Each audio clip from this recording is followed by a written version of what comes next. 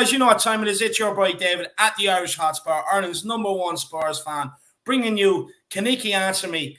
And boy, we're bringing you Kaniki Answer Me, and we answer all the questions that you guys want answers to. And Jack gives us all the questions that you guys want answered. And we are joined by co-host Jack. Jack, how are you keeping, my man?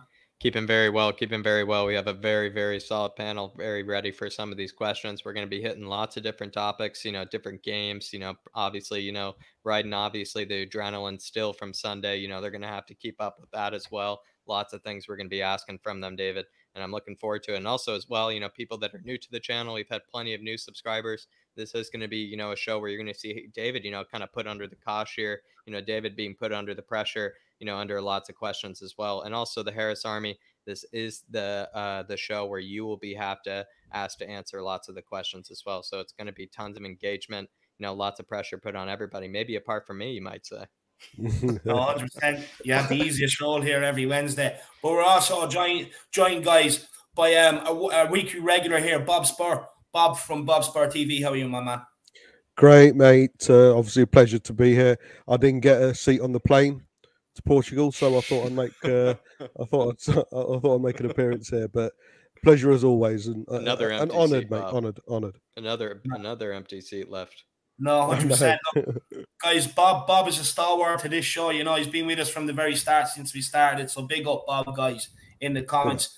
And of course, Darius from Paxton Road, who's become very, very popular on this channel over the last little while. People absolutely delighted to see you back, my man. Thank you, thank you. I was going to say I probably wouldn't have taken the opportunity to go to Portugal, but I could probably watch the same quality of football down at the local park, which is about a 5-minute walk. So maybe go to the beach, but maybe not watch Pacos de Ferreira. But yeah, no, I'm doing great. It's great to be back on the channel. Welcome everyone, and hello to Harris Army. So let's get into it.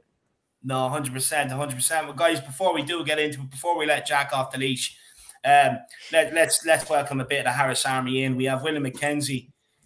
And he's a new channel member. He's become a gold member. Bigger yourself up, William McKenzie. Really appreciate it. And look, let me know where I can get in contact with you to do your Spurs story, lad. It's part and parcel of the gold membership. So big yourself up, my man. Yeah. We have Shamu Van Spurs. He's in here early. He goes, woo! Big up, Shamu. Big up, Shamu. Yeah, guys, basically, there's the link for the channel memberships. If any of you guys would like to get one, it's pinned to the chat there for the fan shows every Monday, guys.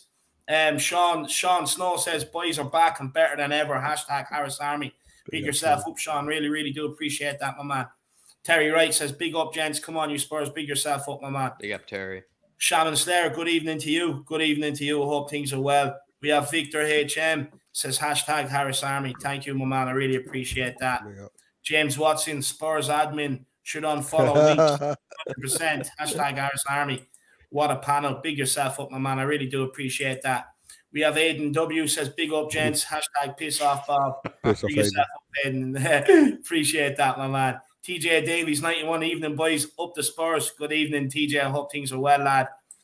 We have Joseph Hallworth. Big up, lads. Big yourself up, man. I hope things are good with you. We have Terry Wright. That's one hell of a panel. Big yourself up. Thank you. I really appreciate it. David, the greatest name on the planet, says 2 shows today. Great listening in while working from home. Hi again, Dave, Jack, Darius, and Bob. No, I appreciate it. Yeah, look, we brought you the preview to the Pacos game earlier, and then we're bringing you the Kaniki Answer Me now as well. Look, we have a lot of content planned for this season, so it's going to be coming out thick and fast on this channel. So if you guys want to keep up with it, that would be greatly as well. I will say to you, David, in the comments as well, I will say, hopefully you're done with work, because we're going to be asking a lot more of in the chat. We're going to be asking you to give your answers as well, because being a part of the Harris Army, you're also part of the very exclusive David Army. Only people can be granted that at birth, being part of the David Army. So you're going to have to give your answers in. So hopefully you're done with work, because lots going to be asked of you. Look, if judging by the name, I'd say he's good at multitasking, just like myself, man. Have that problem. We have Zoe. She's back again, absolutely loving it. Says, we are being spoiled today. Great work, lads. Big up, all. Look, I really appreciate it. We're going big this season. And look, let's see what we can make of it. And I hope every single one of you are along the ride with us on the journey. I really do. Dark Sung G21 says, looking forward to this stream. Dark Sung G, my man, back again. Really appreciate your brother, and I hope things are well. Mike Hotspur Hustler, where's your Spurs tops? Nah, look, I have my missus pressing mine for tomorrow. She washed it with Daz to get a pure, pristine white, so don't worry about that, Mike. I was going to say, I sweated through mine in the watch-along on Saturday, so there's no Spurs top today for me. Because I was going to say, that's going to need about 5 washes. Especially in the Spurs tops, I always smell even worse at the end of the day. I don't know what it is. It must be just the extra, anxiety, the stress put in every game. Those nerves, those nerves. There's no other kid I've ever sweat more into every single day, I will say. So there's a certain kind of skunk that's in there permanently. Yeah, I just can't be asked. Hey, yeah, that's fair. That's fair. He washes them in the tub, Bob. Yeah, that's it, man. Hayden Dulaki says Scarlet to bang tomorrow, 100%. I'm predicting a brace, my man. That's a double. Michael Cronley Gray, hashtag Harris Army. Join the army, everyone. Exactly, Mikey. You tell him, my man. You tell him what the plan is, lad. Big yourself up. And hope you had a good week at Astro this week. And I'll see you Friday, my man. Aglaya Kakaratis, big yourself up. I hope things are well. Says, big all you wonderful lads. Spurs true and true. Much love to the Harris Army. Big yourself up, Belly. Big yourself up. She's way too kind. Shamu, yeah, where's Bob's hat? I spilled Coke on it. I mean Coca-Cola. There you are, Shamu. With the flat cap on, Bob. A lot of things can happen with the flat cap on. I understand. Gary O'Neill says, big up, boys. Come on, you Spurs. Big yourself up, Gary. Hope things are well. We have James Joris. Hello, boys. Multiple Irish Hotspur content in one day. Epic day. Keep it up, boys. Thank you for all your hard work. Big up, Bob Spur Big TV. up, Mr. Joris. Big yourself up, man. I really do appreciate it, guys. You're too kind with all the comments. And look, I am glad that you're noticing that we're going hard this season. And I appreciate it, guys. Thank you, James. I really appreciate that. Aglaya, big up, I meant. Yeah, we got you. We got you. Yeah, we got you too. We got you, James. Don't worry. All these skills. So, David, you see my message on Twitter about Winks. Look, honestly, I've been flat out all day, man. I haven't checked social medias as much today, but I will have a look. Don't worry. Garrett says, what's up, guys? I hope you're keeping well, Garrett. We have Joseph Hallworth says, Gil about to score tomorrow. Yeah, definitely. I'm getting that feeling. Anyone know where to watch the game tomorrow in Canada? I don't. Having a clue. If I do find out, I'll get in contact and let you know. Yeah, by the way, one of them Canadians is playing tomorrow in midfield. Supposed to be a very good player, turns the ball over in there an awful lot and has a good long-range shot on him. So I wonder will you be supporting him tomorrow, Garrett? Let us know. Shmoo says, piss off, Bob, too. Piss off, Shmoo. Jim F is tomorrow's match on TV here in Ireland. Jim, it's on BT Sports or Premier Sports. Premier Sports, yeah. It's on definitely on Premier Sports. I know that. BT Sports, I think, might be showing it. Big Bobby says, hey, David, I hope you're keeping well, my man. Mr. Edwardson, hey again, David and Jack, the Irish Hotspur. Hey, Bobster, and young fella in the corner. It's Darius. It's Darius from Paxton Road, lad. Darius from Paxton Road. Mark Swift, hit the like and sub super chats too if you can. And piss off, Bob. Big up, Mark Smith. I really appreciate that, lad. I really appreciate that. Dave Tyson says, evening all. Dave, I hope you're keeping well, my man. I hope you're keeping well. And Jax B. Nimble says, Paramount Plus is not showing this stage. Maybe later stages in USA conference games are listed, though. Yeah, interesting. That will be a future problem for me to have, I will say for me and Jax here, because that is what we are relegated to is Paramount Plus, but maybe there will be some sort of avenue that we'll find a way into it. No, look, I'm sure you'll find some way to watch the game 100%. Someone over there will show some sort of medium will provide. Before we get into it, guys, make sure you do smash a like on the stream. It's very important. Really does help out with the YouTube algorithm. Also, lads, if there's anyone new watching, make sure you do smash the subscribe button as well. We're on the big push to 4K. We're only 19 off. I would love to hit it tonight if possible. So, guys, share this with your friends, family, whoever. Just make sure you share it on all your platforms, and let's see if we can hit the 4K tonight. As well, make sure you do get over and check out the new channel, like on Jack's description here, flatcapeurotalk. It'll be your home for everything European football, guys. So make sure you get over and check out. That's mine and Jack's new venture together. So let's see how we can grow it. We're nearly at 100. Jack, how many are we off? Just checked the other day, David. I think we were at 93. So if the Harris Army could get us to 4K and to 100 on the same evening, David, we will be absolutely I mean, I don't even know how to express it, David. Just the growth and the love that the Harris Army is showing us is unbelievable. As well, you know, Jax Be Nimble, if you are new, I'm not sure if I've seen you before, but with Jax Be Nimble, he's saying he's from Connecticut, you know, as well. You know, Jax, I will say it's he's probably, you know, if it's spelled that way, David, probably the second best, you know, name on the planet, you know, next to like you for Dave, you know, the second best name. But for Jax, please, please, please, if you're new to the Harris Army, welcome to the strongest and best Harris Army in the world there. So please, please, please. And also, if you're willing, get us to 4K tonight. If you're willing, Jax Be Nimble. We're too close, David. We're too close. We're too close. And guys, as well, look, make sure get your super chats in. It's great support for the channel, guys. It really is. As you can see, we're already upgrading the content. We're putting out 10 times the content as well, guys. So it really is great to get your support. And you know, anyone that has supported the channel, you've seen the growth and you know it's well worth it as well. Like I said, get your channel memberships for the fan shows every week, guys. Honestly, they're starting to go on about 3.5 hours for the amount of guests we're coming on. So you want to be amongst all that, guys. You know, get your membership and come on.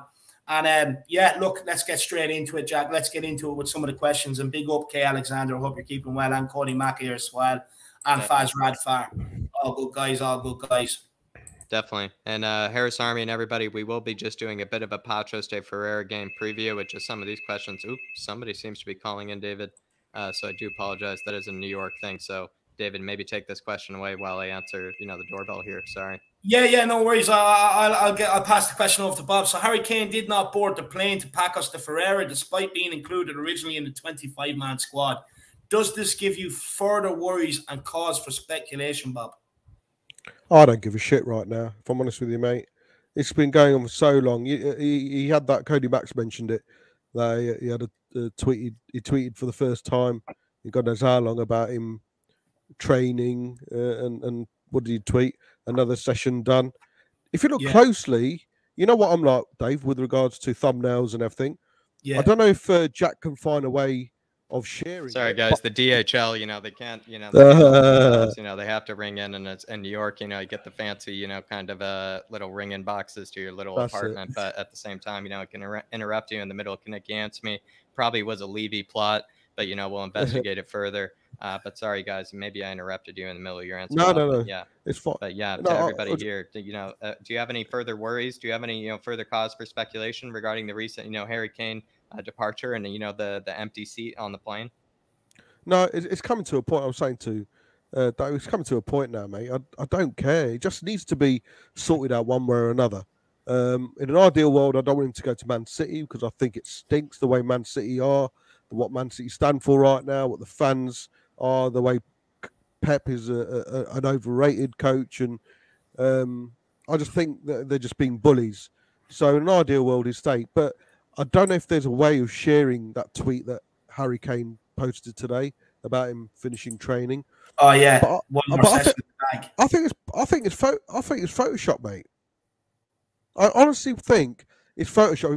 If you look at his left foot, it's like it's in the ground, and his top half just seems just weird. So I don't know if there's any way of sharing it, if you can bring it up. But yeah, I think there's something photoshopped about it. I don't even think it's real. But then again, the situation will cause you to think like that, you know, where and question if it is real or if the PR stunt, you know, he's got a new PR company. And so does it worry me? No. The only thing that worries me is the fact it's going to carry on for another week or so, which I don't want. We just need a definitive answer one way or another, in my opinion.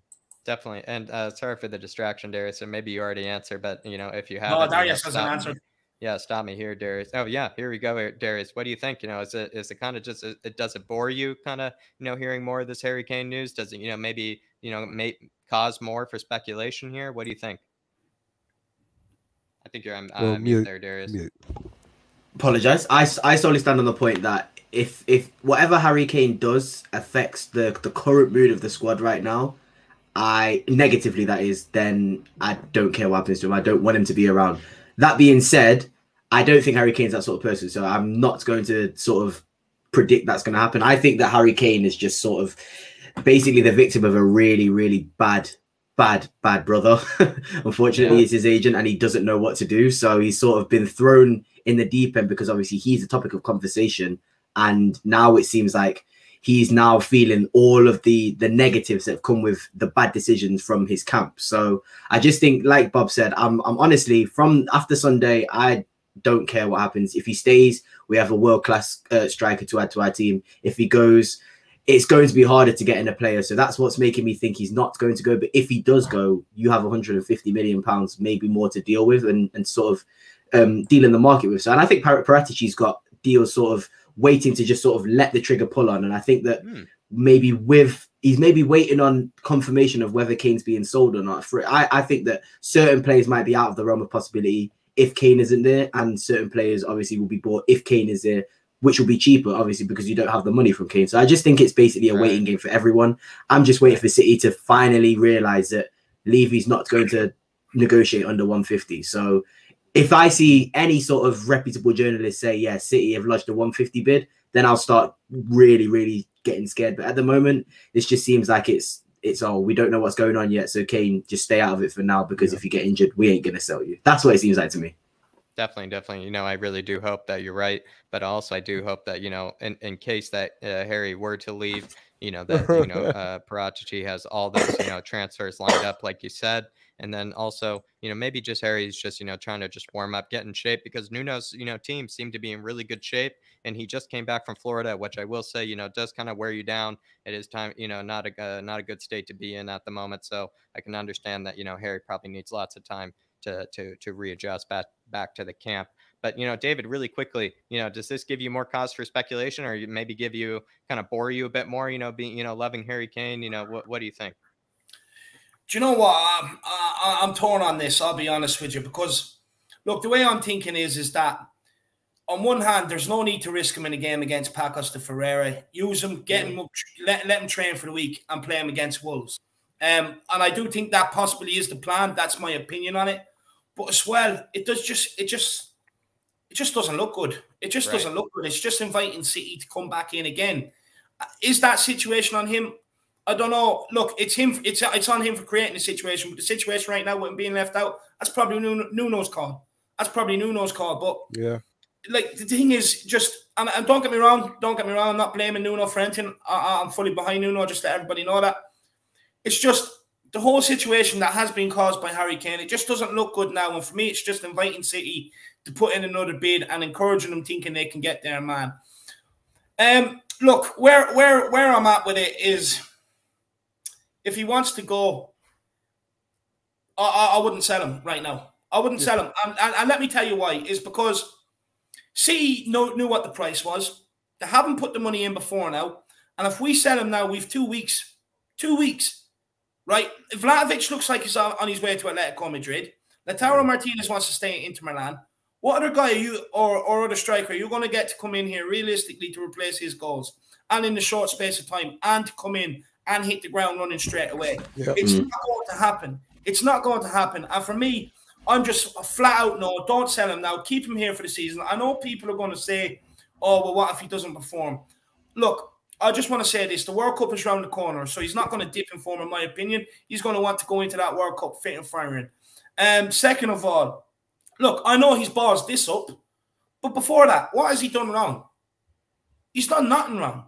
He's been the model professional. So judging on his past behaviour, bar this, I do think he's going to just apply that. And third of all, let's be clear. He does love this club. He loves the fans. He just doesn't like Levy. He just does not love Levy. And like he's always said, he will stay. He will stay as long as the club is progressing. Now, if you're Harry Kane, right, I get it, right? I get it. Like, me personally, if you love the club, you should stay, no matter what. That's my opinion on it. But if you're Harry Kane, right, and no matter how many goals you bang in and all the individual accolades are good, but when you look back and you're looking back at a Dyer, and this is off of last season, because this is what's created this situation, a Dyer, a Sanchez, an Aurier, and we're just conceding more goals than what Harry Kane can put in the back of the net. It's not progression. Harry Kane's world class. He's at the very top of his game. The thing is, I'm just hoping that we can not sell him, get another 1 or 2 players in before the window closes, and have a good season. Because with Messi, he wanted to leave Barcelona this summer. or last summer. Yeah. But then this summer, he actually wanted to stay. He actually wanted to stay. So over the year, we have a year to convince Kane of our project and get fully back on board with it. And let me just be clear as well to everybody out there. I'm not condoning his behaviour. I'm not condoning his behaviour. I fully think it's wrong. You should show up to training. Everyone knows my thoughts on that anyway. But for me now, it's a flat out no. We don't have enough time to replace him. And we don't have enough time to create a whole new system to basically get a striker up and running. We're already started the season, so we just don't have the time. I get what you're saying, Dave, but I think he just needs to be able to differentiate. I don't second guess that he loves the club, the club and the fans. I just think, the statement that came out eventually on Thursday or the Friday, it should have come out earlier, because he needs to differentiate. Well, I can differentiate between him, that Levy being the cause for his actions right now, and his actions being wrong. I can differentiate. I can call Harry Kane a twat, but I can also say it's Levy and ENIC out, because they're essentially the reason why he's having to take this action as wrong as it was. But maybe he should have been able to differentiate and say, right, I love the fans love me. Let me be clear to them before I take any action. There would have been no difference of him releasing that same statement on the Monday instead of the shit show to carry on for 4 or 5 days and then it come out. Because when it did, everyone called it bullshit. I don't think it was. I think it was. But because of the time delay, everyone second-guessed it and looked at ulterior motives, dissected it, whereas I stand by what I said that very day, Dave. You know what I said that day.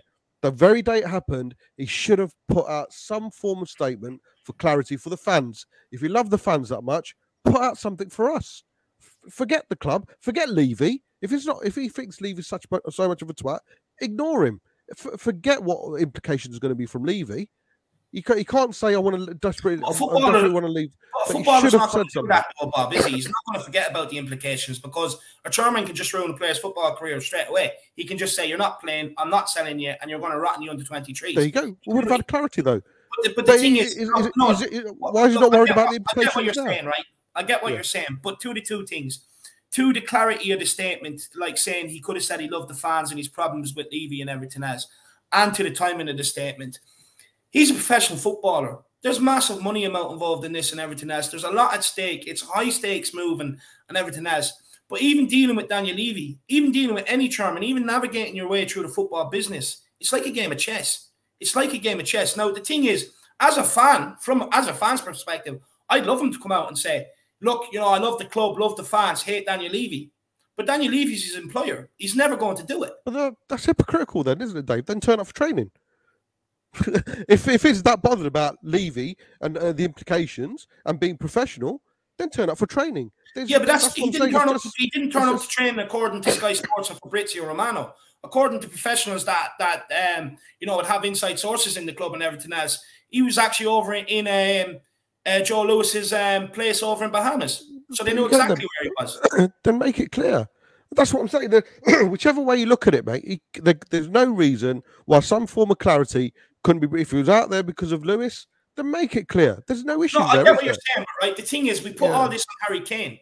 He's the only one that made a statement. Why hasn't the club made a statement on anything? No, yeah, exactly. That's what I'm saying. Some form of clarity. But then we're diving should have into been made. I've said that. From Spurs or Kane, there should have been some form of clarity from either party. Representatives, Harry Kane, Tottenham Hotspur, or I guess what I'm trying to say is we have Kane's side of the story. We don't have Tottenham's. But it was too late. That's what I'm saying. Yeah, it was just too late, wasn't it? Everyone had their own narrative. By the time it came out, all the fans had their own narratives, all their own agendas, and that statement, no matter how it came across, everyone would have switched it to their own narrative, either called it bullshit or said, there you go. For me, like I said to you, I believe it. I believe it. They got a statement and then they don't like it. Yeah, you know what I mean. Like I say, they've given them. That's you can't have your cake and eat it, though. No, but Kane, I believe it. I said that to you. I believe he did go. But the thing is, the timing of it was all wrong, mate. Because of all that, it's given the fans the opportunity to lift their finger. I believe he's a legend. I think he should stay, and we should build a team around him. He's the best striker in the world, in my eyes. But like I say, the timing of it and the PR, it's probably come down to the PR, the shitty PR he has. He delayed it so long. everyone, by the time it came out, everyone had their own judgments on Harry Kane. And that's wrong, rightfully or wrongly. You know, everyone has had the opportunity to build up their own narrative, and that should have been, it shouldn't have got to that, in my eyes. It just shouldn't have got to that. Yeah. No, 100%. It could have been handled 10 times better. I'm not debating that. Everything could have been handled 10 times better.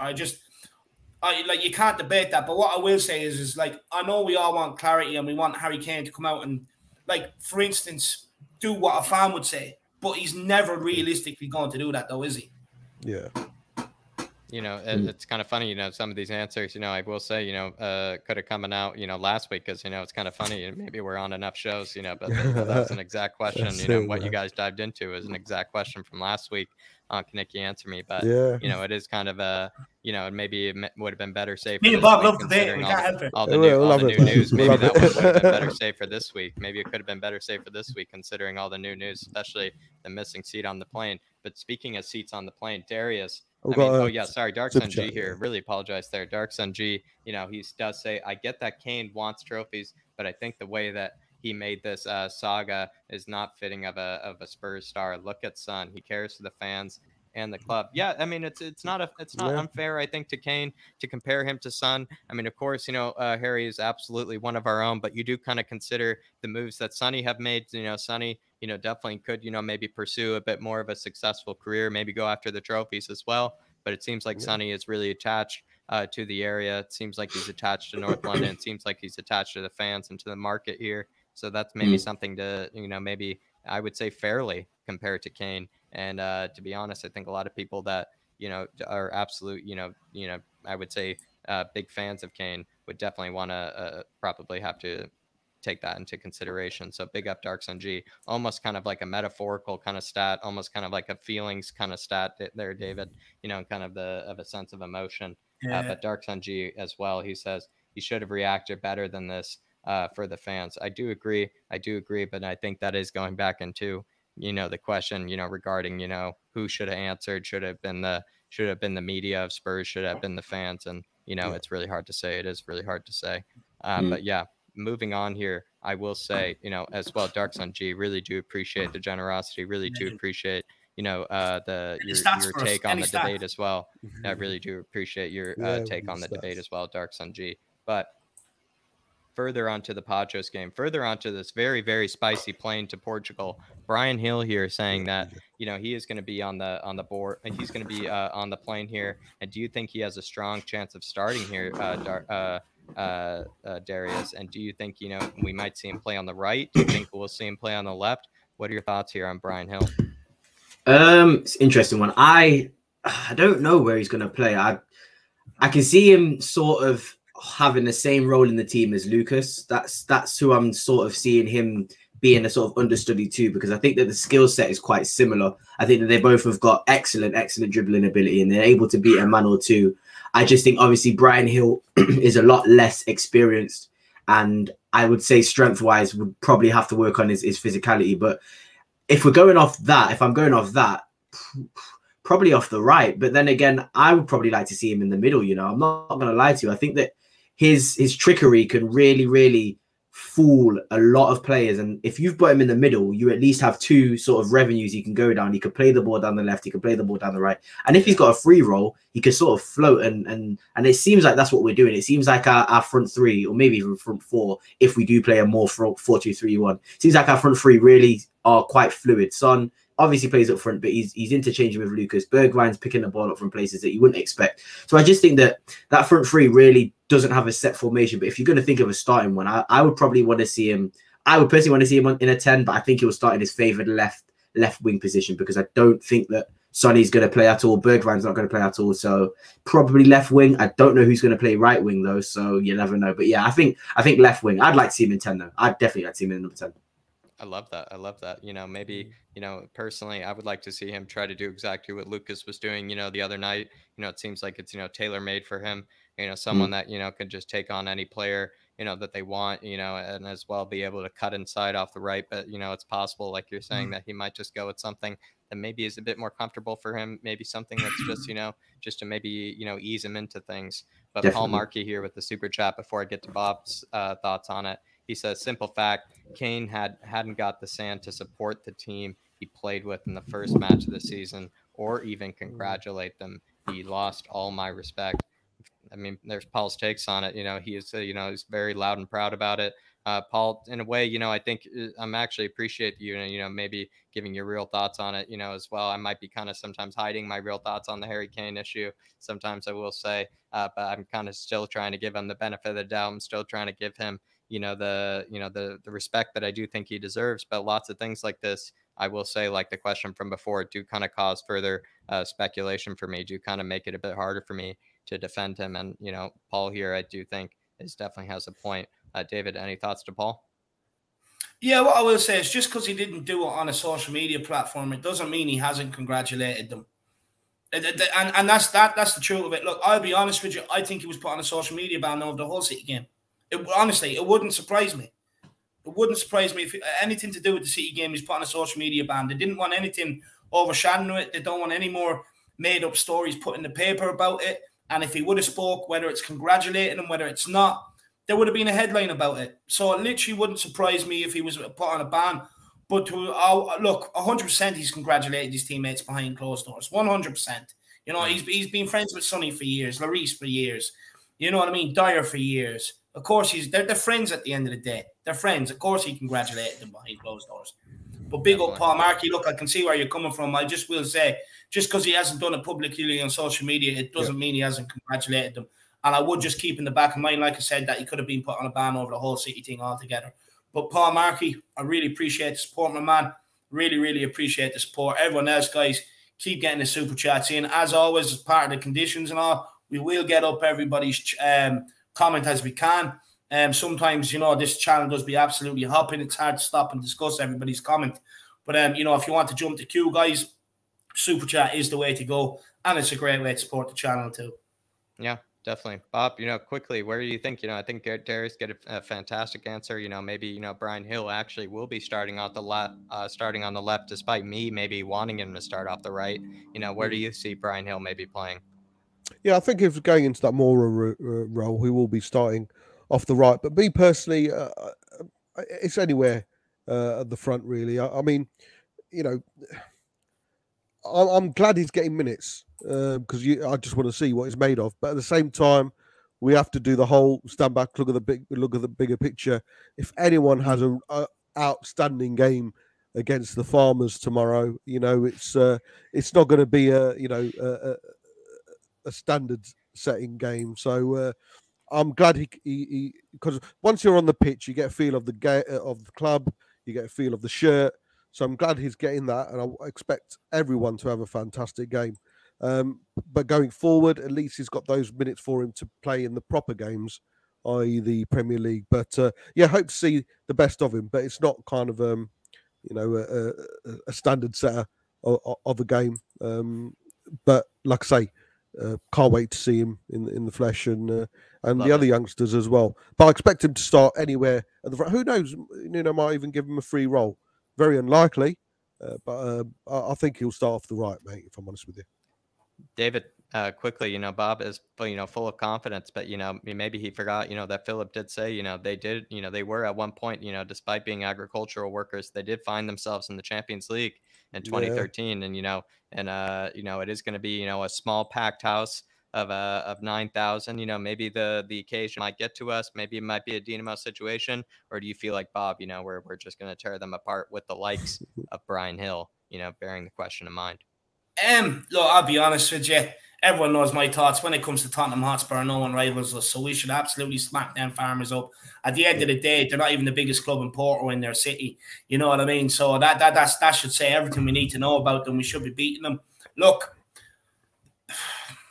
Brian Hill, I actually do think will start tomorrow. I think we'll see him start. I would actually, long term, I see him as like a Luka Modric sort of player. I really do. But right now, I think he'll come in off the right. I really do. Scarlett will be up top, my opinion, because as we know, Son won't be featuring in the game. Well, he's definitely won't be starting anyway. So look, for me, I think Brian Gill on the right, and then left wing it could be Sessegnon. Could be Sessegnon on the left. But Brian Hill, look, he's a player I'm super excited to see. You know, we're used to seeing Sissoko running around, the ball bouncing off him, and you know, players like that. At least with Brian Hill, you know, he's going to be able to get the ball under control. And look, it's a perfect opportunity for the kid to shine tomorrow, Jack. It's a perfect opportunity to show him what he can do. You know, let's be honest, he's come to Tottenham as a relative unknown, but we could have a gem here. And look, I do think he'll perform. And I in my match prediction, I predict him to score a goal. Look, I've seen him in the Olympics. I watched a bit of him in the Olympics.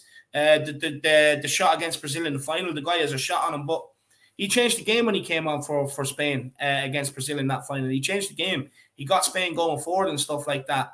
And yeah, I'm super excited to see him, and I do think he'll cause them a nuisance. And look, Jack, we should do this no problem. My only fear is that they're very aggressive. They're a very aggressive team. They will get stuck into us. They will get stuck into us. And my fear is if you play Harry Winks in that centre midfield, because we all know he doesn't like to get challenged. They have that Canadian guy in midfield. He's just gonna clonk him all day long. And for me, especially the way Harry Winks plays with his back, you know, facing our goal. For me, I definitely think I can see that being a problem. But look, if we can get on the ball and just avoid that pass around him, maybe set a trap where he comes in, create space in behind and go long, that'd be absolutely perfect. And I do see Dane Scarlett maybe exploiting that high line, but I think there's a question on Dane Scarlett, so I think I'm getting ahead of myself. But yeah, look, I think Gil tomorrow will prove everybody why he deserves to be a Tottenham Hotspur. Definitely. You know, maybe before we get to our score predictions, exactly what David was just talking about, you know, Darius, you know, Dane Scarlett and Niall John were, you know, seen together boarding the plane, you know, walking the stairs up together. Does this mean that they will be featuring in the match as starters or coming on as substitutes? What do you think? What other striker is going to start if it's not Dane Scarlett? I literally can't think of any other striker that we could probably start. So just off that alone, I'm probably going to see Dane Scarlett start, and I'm not against that either, because I think that we'd love to see it. Yeah. A lot of people are sort of really valuing this trophy like very, very highly. Obviously, a trophy is a trophy. I would be happy if we won it, but for me, most of all, this should be perfect grounds for development of players. I mean, it's Europe, but it's almost like Europe light. It's like you're gonna get a little bit of a taste of it. So for these young players, where you're never going to start in the Champions League games, you're probably not even going to start in the Europa League games, this is perfect grounds. You get to travel with the first team squad. You play in a team from a different country, so the football is probably going to be different. It's just a great experience for them. So yeah. I think Dane Scarlett will probably start, and I also think Nuno will probably use these games to really sort of experiment and see what he wants to do with the team, and maybe take look at the opposition on the weekend and sort of maybe take approaches that he will take on the weekend in the games on Thursday. So, and that's no disrespect to the teams either, because I guarantee you later on into the tournament, you're going to get decent teams. I mean, Roma are fishing around in there, so I definitely think there'll be a few teams that will drop from the Europa League. I think Europa League teams drop into Conference League, don't they? Yeah, definitely. Yeah, so you'll the European light as well. Yeah, so you'll get that you'll get a few decent teams in that knockout round. So I think in this group stage where you don't even know how to flip and spell or know the teams, you may as well play your young players. I don't think John will start per se. I think we'll have quite a lot stronger team than we think in this one, specifically just to start off this Conference League with a good win. But I think John will definitely have a role to play in the Conference League and maybe coming off on the bench. But I think Scarlett will definitely start, and I hope, like David said, I hope he gets 2 goals or maybe even more, because that kid, I'm not going to obviously gas him up to heavens and back, because I don't want to do that to him. But he's a very, very, very clinical finisher. And if you've got that in you naturally, then everything else is sort of easy to improve. And if you've got a good coach, then you can really see him start to progress. And we have to give him the minutes if we think he's good enough as well. So yeah, Dane Scarlett to start, and maybe Niall John to come off the bench. Yeah, I kind of like that. That's probably, I think, exactly what actually might happen. And maybe I'd like to see maybe on top of that, Niall John maybe start, in our home match, maybe against them, just maybe after the 4-0 win.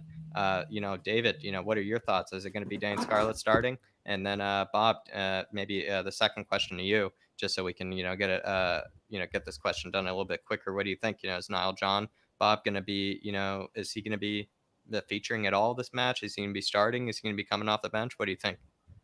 He had a few starts in the preseason friendlies, didn't he? Right. I like to see him start instead of either a Winks or a Sissoko, because I believe both of them might be in contention. So I'd start with him, mate. I'd start with him instead of a Winks and Sissoko, and then bring them on after 60, 70 minutes. Bringing on a youngster with 20 minutes to go, I don't see how a youngster would get anything out of that. We all know what Sissoko does. Unfortunately, we all know what Winks does, unfortunately. So why not just start with a kid, see how he gets on, and bring on the experienced players after 60, 70 minutes. So personally, I'd start him instead of either a Harry Winks or a Sissoko. And yes, Dane up front, definitely. Sorry, just judging off the pre-season games, you can definitely see that Nuno's not going to mess around with teams. Yeah. He doesn't care if it's Colchester, Man City. He's gonna respect and also destroy teams if he can. So I think we'll definitely see a good performance from the players. I hope we see a good performance from the players, and I don't think those players will sort of overlook the opposition. I don't think that those kids are going to take that opportunity and see it as, we're being put in this really bad tournament. I think they'll take the opportunity and think, if we do well in this, we might potentially push for that 11, because Nuno plays youngsters. He's played youngsters all through his Wolves tenure. So I'm definitely here for this. Definitely. I completely agree. And then Goguma here with, actually, she always as well gives the fantastic emojis, fantastic super stickers as well. We appreciate the support, Goguma. And she says, Scarlett to start, David. And David maybe touched on this a bit earlier. So Goguma, if you don't mind, I might pass this on to David. David, do you think Scarlett is just a bang on start? Look, first of all, can we start putting some respect on the guy's name? It's Starlet Mbappe. Let's get it right? The kid is going to be an absolute superstar. Honestly, this guy is going to be the answer to the throne that Harry Kane was sitting on. This guy will be the answer in the next couple of years. Look, for me, I actually think he's going to score a couple tomorrow. Look, 100% he's starting. Nuno has faith in him. Nuno played in pre-season. No hesitation in throwing him in there. Let him be him. For me, I definitely 100% think he's a start to start unless there's a surprise there. And as well, I actually think he's going to score a brace tomorrow. And let me tell you why. Because Pacas de Ferreira, they like to play with a high line. They like to condense the pitch and they like to put pressure on you. Now, we've seen in pre-season, it was either MK Dons or Chelsea or MK Dons or one of the other teams we were playing tried to do it to us. And straight away, a ball came into Lucas. Lucas found the run of Scarlett straight in behind, and he had time to bury it. So for me, look, I actually think it's going to suit Dane Scarlett tomorrow, and I am predicting him to get a couple of goals. So, look, you heard it here first once it happens. Yeah, definitely. And a big evening to Chris as well. It's good to have Chris in the army. It's good to have Chris in the chat as well. And then a super chat coming in from Sean Snow. It's good to be seeing you in the comments as well, Sean. Really appreciate it. And Sean saying, Scarlett to replace Kane. Don't give me he's too young. Remember Michael Owen, Rooney. Yeah, exactly what maybe David is saying. So maybe just David go on a bit further. Maybe he's almost giving you the layoff here, David, just to finish this home. No, look, what I will say is, look, Michael Owen had, a Robbie Fowler and other experienced strikers in beside him. Same as Rooney when he came through at United. I believe there was a Ruven Istoray and the likes there. So he had a lot of experienced players around him. And a lot of players, who were men, a good squad there, everyone pulling in the right direction. Look, I do think long term, I think genuinely, believe me, I think Scarlett's the answer. If you listen to words coming out of the camp, this guy, he will make England's, not the World Cup squad coming, but the next one. They reckon he will 100% be in that and be a massive part to playing it. He's like a sponge in and around the dressing room. He's taking everything in. He's shy. All the senior players really look out for him. I think it's maybe too soon, maybe to think that he is going to take, be able to get the goals that Kane got. But he's definitely on the right path and he's on the right track. I do believe that. And it's games like tomorrow night where, he can start proving that. Look, I get it. Mbappe started young. He started banging them in at 17. You know what I mean?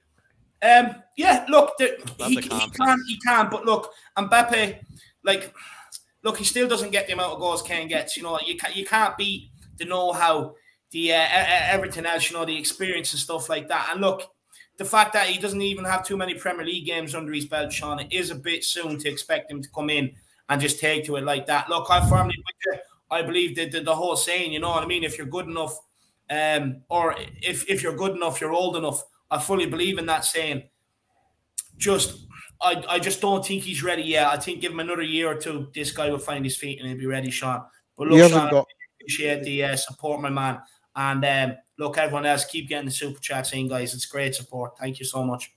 Yeah, big up, Sean. He hasn't got bad teachers around him though, has he, Dave? In Kane and he's a Kane and SpongeBob, Sonny. like they said, he's a sponge. Yeah, No, but I agree with Dave. I think he'll get 2 goals against Ferrero Rocher. His finishing, to me, like I always compare his finishing.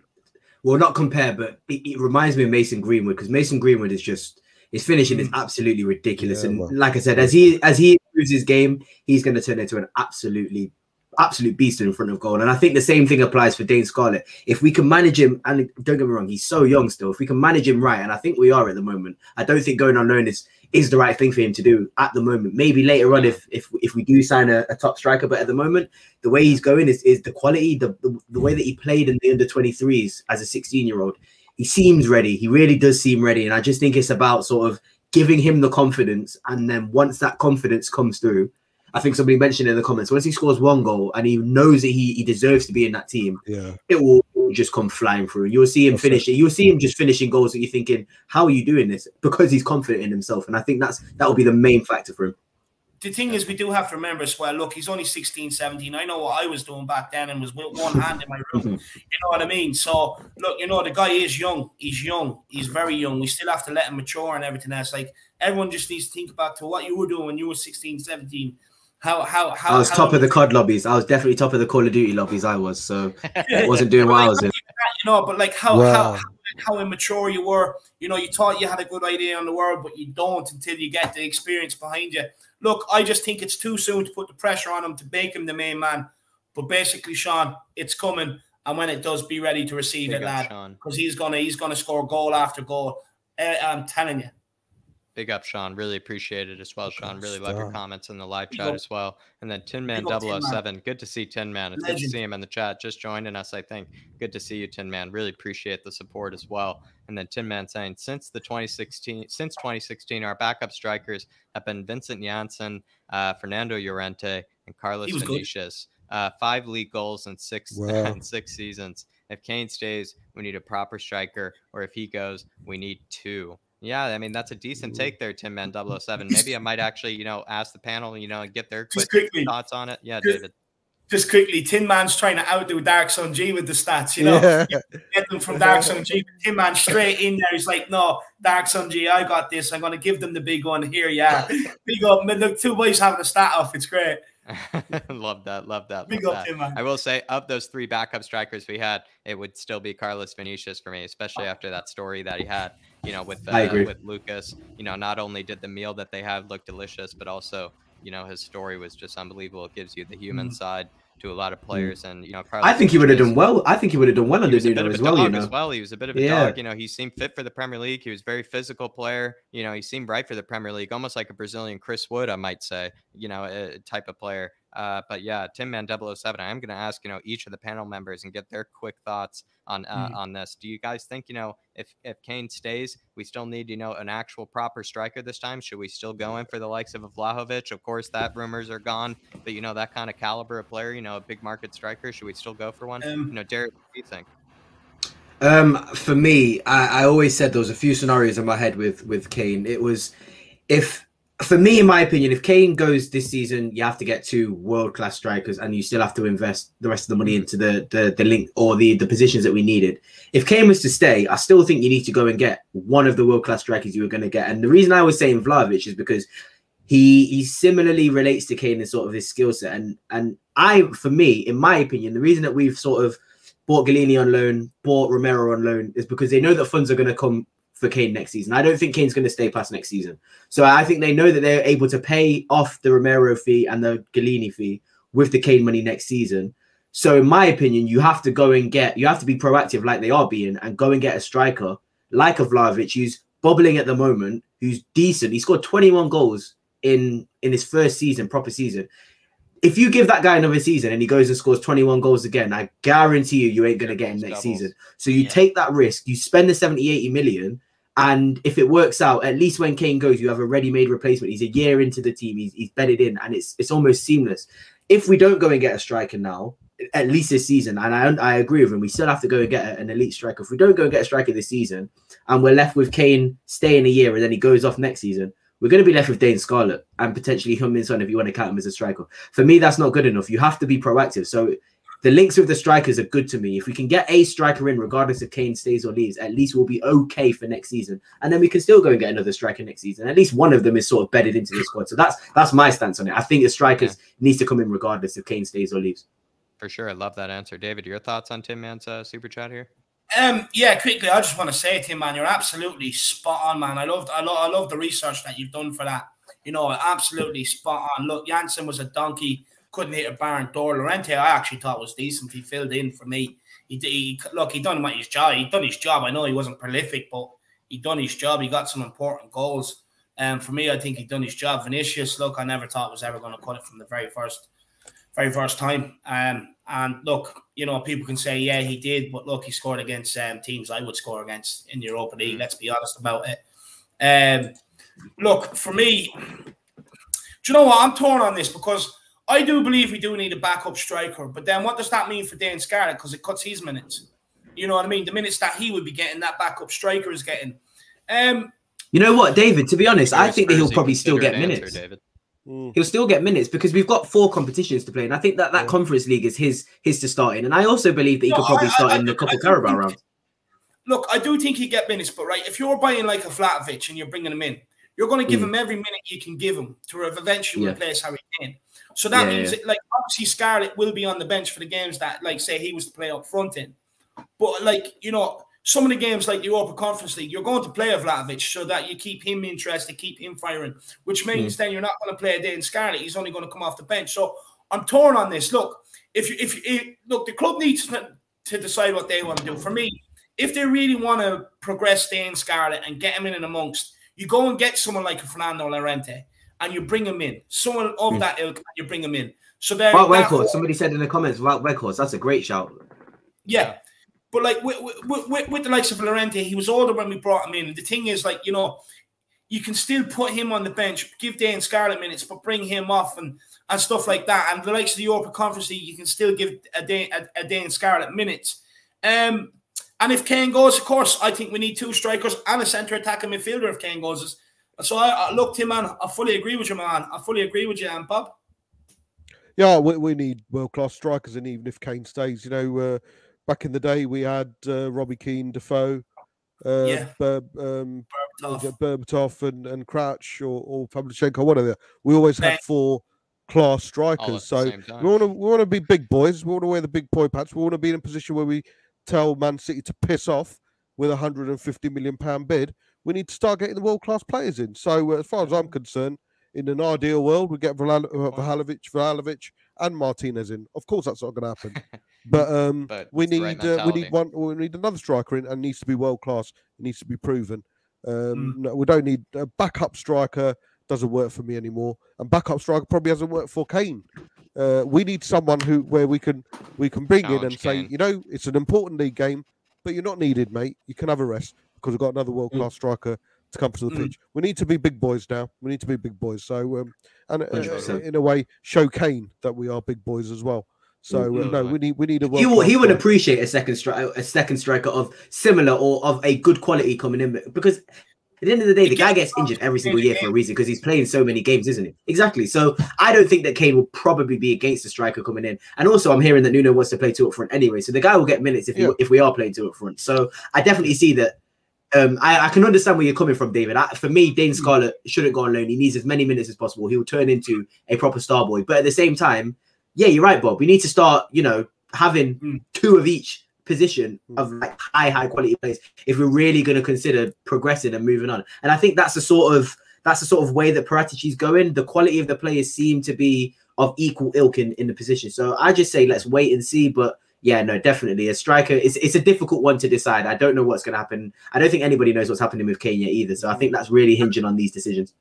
And I fully agree with Bob. Look, if we do want to start, you know, competing with the big boys, you do need to have another world-class striker there. And just to add what Bob was saying as well, it would give you the option of changing the game. Like, you don't always have to take Kane off to bring the other striker on. You can play the 2 of them together, because sometimes I've sat there and watched games at times, and it's like it's just asking for a different striker option where you can put the ball in. It's like a target man, get crosses in, let him attack it, get his head on. Someone like a Mitrovic or something like that at times. Obviously better at doing it, but like, you know, someone that you can get the balls into the box and you know he's going to attack it. I do think we lack that at times. But no, I do agree. Look, if we do want to start competing, you know, we do need to get the players in. Just where I was coming from is just, if the club do, like, it depends on where the club see Dane Scarlett right now. Yeah. But I agree with Darius. Me personally, I probably would have put him out on loan and kept Troy Parrott, just because Dane Scarlett would benefit from the minutes. So would Troy Parrott, you know, and Troy Parrott's Irish. But I just think Troy Parrott would be more, you could get away with more with, you know, basically, if you had another striker in there with not giving Troy Parrott as many minutes. With Dane Scarlett, you can see the potential is there. Everyone knows it's there. So you might not necessarily get away with it as much. But Tim, man, what a super chat, my man. Brilliant discussion off the back of that. Really appreciate it, Tim, man. Really appreciate it. Really appreciate it, Tim, man. Good to see you in the chat. And also, I hope you really feel like, you know, you enjoyed at least one of the panels, you know, answers there. I feel like they all give you different kind of, you know, quality answers there. But Dark Sun G, yet again, really appreciate it, Dark Sun G. Really, really, really do appreciate it, Dark Sun G. And he says, Nuno said he will be resting our starting 11 from the City game for this game against Paços de Ferreira, which is great management, according to Dark Sun G. And Jose used the same 11 for all the games, which tired, you know, the likes of Sonny and Højbjerg. I mean, for me, actually, you know, Dark Sun G, I would say that, you know, it seemed like maybe Jose did, you know, kind of was forced to, you know, use the likes of Sonny and Højbjerg in certain games. It seemed like he didn't want to. He would kind of leave them on a bench, you know, just in case he needed to use them. And it ended up being the case a lot of times where we did have to go to the likes of Sonny and Højbjerg in order to get the job done. It just seemed like Jose was just a man that was just very reliant on certain players to get the job done. And maybe with Nuno can, you know, just, you know, whisper into plenty of people, and Nuno can tell plenty of people, you know, what type of mission and what type of philosophy he has. And he seems to be able to get through to a lot of people. I mean, with the performance we saw from Tanganga, some might even say it was even better than his original debut performance, I would say. And that was absolutely momentous. And that was one of the best performances I've ever seen from a Spurs shirt from a debut. So really, really, really, maybe it is Nuno just whispering to the players. And David, maybe any thoughts to Dark Sun G here? You know, is it just, you know, difference between the coaching styles? Yeah, obviously. Yeah, well, I don't know. They're similar. Their careers have crossed paths as well. Like Nuno has said stuff about, you know, the defensive side of the game, similar to Jose Mourinho and stuff like that. I do think obviously Nuno is more attacking than what Jose is, 100%. But look, I'll be honest with you. Games like Zagreb is the reason why he felt he needed to bring Son, Pierre-Emile Højbjerg and stuff like that, because he knew them results were just around the corner. If the Spurs players, if some of the fringe players have been here too long, didn't fancy it, he knew that was right around the corner. And I just want to say it's absolutely great management by Nuno, you know, to do it this game. You know, Paco de Ferreira. Look, I know a lot of people are going to take it lightly, but for me, look, they're going to be out there to cause an upset tomorrow. So I just hope Nuno does get there. I hope it's not too youthful, if you get what I mean. Yeah, I definitely do, David. Definitely do. And Dark Sun G, really do appreciate it. So, guys, last question here on the Paços game. You know, I just need to get, you know, your thoughts on, what the score predictions really are. Essentially, this is basically a fancy way of asking you, what I think, your score prediction might be. I do think there will be actually a decently strong squad. So does that mean there's going to be a spanking? What type of score prediction do you have? Darius, if you don't mind me coming to you again, first, what are your thoughts? I want pure, I'm not going to lie, I'm going to be straight up. I want pure aggression this game. I want to see how we're going to perform against teams that we would expect to beat in the Premier League. In my opinion, again, I don't want to sound do you know what I mean? I don't want to sound disrespectful to the teams, because again, we can look back last year and look what happened with us in Zagreb. We thought we were clear and it came back, but the quality of the opposition is below the Europa League. Let's be honest. I'm seeing stadiums being literally outside of airports. Teams that having like markers being wrote for numbers. It's crazy. This Europa Conference League is crazy. So, in my opinion, let's just go aggressive. Let's just be aggressive. Let's press from the start. Press as a team. Show what we're gonna do when we know we're better than you. And I think that with that confidence, it will come out in the game. And I think that we're not gonna have those sort of mentality issues that we have had in the past, because I just think that Man City game was a massive show. It showed the confidence in when you have a good system and you sort of play to your players' strengths, you can see the confidence in the players. And I just think that a lot of those players who weren't confident last year and the past couple of years, a big example is Sanchez, is going to feel a lot more confident if you're playing to their strengths. And I mentioned this in a previous stream. They're not the defenders aren't defending as much. They're not having to do as much defending. We're pressing sort of just in front of that final third. So I just think that with all these benefits that Nuno's bringing to the team, and he's sort of accommodating to the players that he's got, I think those players are going to be more confident, and you won't see that sort of capitulation again. So I'm going to say score prediction. I don't want to sound too disrespectful. 4-1, 4-0. No, 4-0. They're not scoring against us. 4-0, 4-0, 4-0. I'm going to go 4-0. I love that. And I want Scarlett to score minimum 2. I definitely want to see Scarlett shine because I really think he can in this tournament. Yeah, I mean, Bob, Derry says a brace is a minimum for for Dane Scarlett. Are you going in with maybe the same confidence as Darius and I, where it might be a 4-0, might be a spanking, or do you think it could be a bit closer? Well, the thing is, I think someone mentioned in the comments Real Madrid lost to I thought Barcelona lost to a lower league side. We had our problems against young boys. I know we remember 2-0, we went 2-0 down. Obviously, we turned it round, or 3-0 down. I can't remember, something like that. And then obviously Zagreb. So we have to be careful. But now, fuck that. We'll thrash them, man. We'll thrash them. For a team who's named after a chocolate. We'll have a melting with our exciting hot football. Dane Scarlett to get 2, and I don't know, someone else to get 1. So we'll win 3-0 comfortably. And we'll bring them back, and we'll make more changes, Bobby. And we'll thrash them 5-6-0 at home. Love that. Love that, Bobby. Love that, Bobby. David, I feel like we got your prediction earlier for the preview. Any second thoughts? Not 3-0. Then Mbappe with a brace. Ryan Hill with 1. And Tony, what did I say was rubbish? It's actually probably true, and it's well known to happen in clubs that they get a social media ban. That clubs can stop them from posting on social media. It's even in their contracts and stuff like that. So that's not rubbish. And I'd say the people that are talking rubbish about Kane are the people that were crying on social media, calling him a snake, saying he doesn't love the club, this, that, and the other. I think they're the people talking rubbish. At the end of the day, what I'd say to you is, me personally, I just think I'm the calmest head in the room, and I think I've been very objective on the thing from out of criticizing. Like, if it is true, because the reason why I say if is because it's only according to Sky Sports and that he hasn't shown up. Club haven't said it. Club haven't put anything out. So what I will say to you is I think I'm the calmest man in the room, and I'm just dealing with what's put out there in the media. Yeah. Or by Harry Kane himself. So what I would say is, you may think it's rubbish, but I'm the calmest head in the room when it comes to the situation. Everyone that just jumped on social media calling him a snake and he's rubbish and he doesn't love the club and he's this and that, they're the people that are talking rubbish, not me, my man. Definitely, David. In a way, I do think, at the end of the day, we do kind of find ourselves sometimes disrespecting let's be honest. Disrespecting the loyalty. But moving on to, the questions of the Man City game, we will be discussing the Man City game, everybody. Moving on to this Man City game, Japhet Tanganga, I mean, what a performance from the man. Honestly, it was a stoic performance, momentous. He looked like a god, practically, defending, 2 players at once against Sterling and Grealish. But Bobby, was he your man of the match? Is it really, was it really as, incredible as we thought? What about it maybe made it so momentous and so, stunning, him taking on, both of them at the same time? Really, what in particular maybe made that performance so spectacular for you?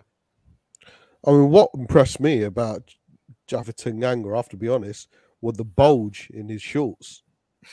That was impressive bulge. But then I realised it was actually Grealish and Sterling in his pocket. So, he £100 million player. Whatever, mate.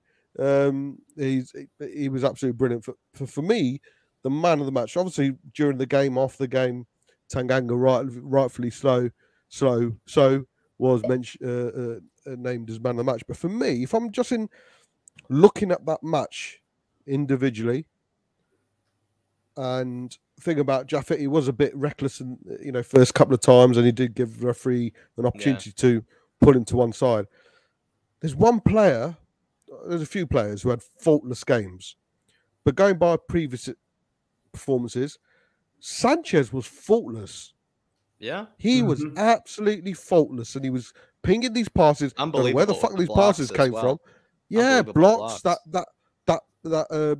Jack that tackle right at the end on De Bruyne when he was going through. Everything was timed right. He very rarely went to the ground as well, which you always see about Sanchez. Is always on the ground. Well, Man City being a perfect example last season when he was eating grass. He stayed on his feet.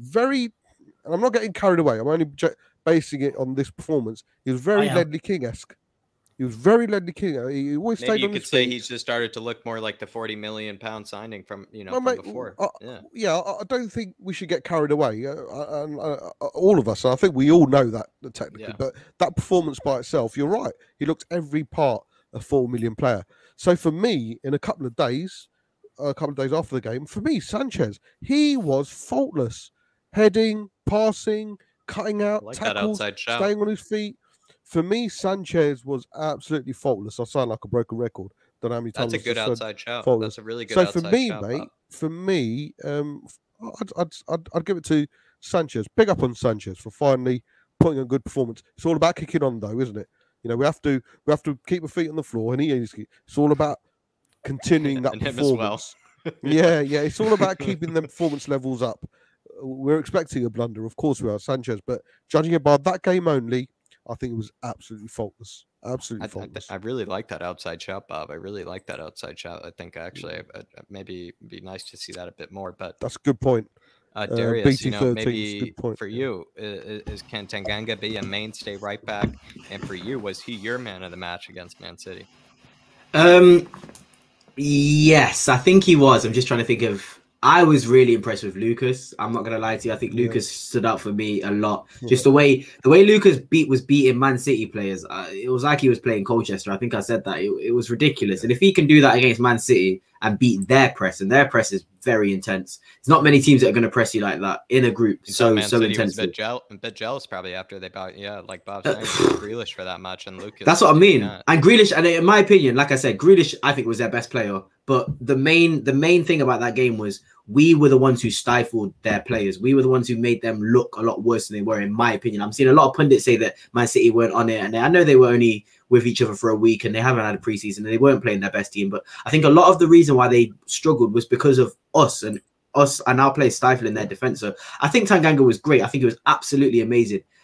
This may be a little bit controversial, but I would still go for a right back 100%. The way I view a right back, and this may be a bit controversial, I view a right back's attacking quality way more than their defensive, because it just, I understand that Nuno's sort of deploying a similar tactic to Jose, where one right back is going to push forward or one fullback will push forward, one sort of makes a three, but it can sometimes create an imbalance. And I just think that if you've got somebody like Sessegnon, Reguilon and Davis as your left backs, you've got to have somebody on that right who can provide support for the right winger, because the overlaps can really, really hurt teams. And then you've got somebody like Brian Hill who could cut in and also play a ball out wide. If he's got somebody to support him down that right, it would just make so much more of a problem for the players, just the opposition defenders. So I just think that Tanganga has a spot in the team 100%. I think he would play even better as a right centre back in a three.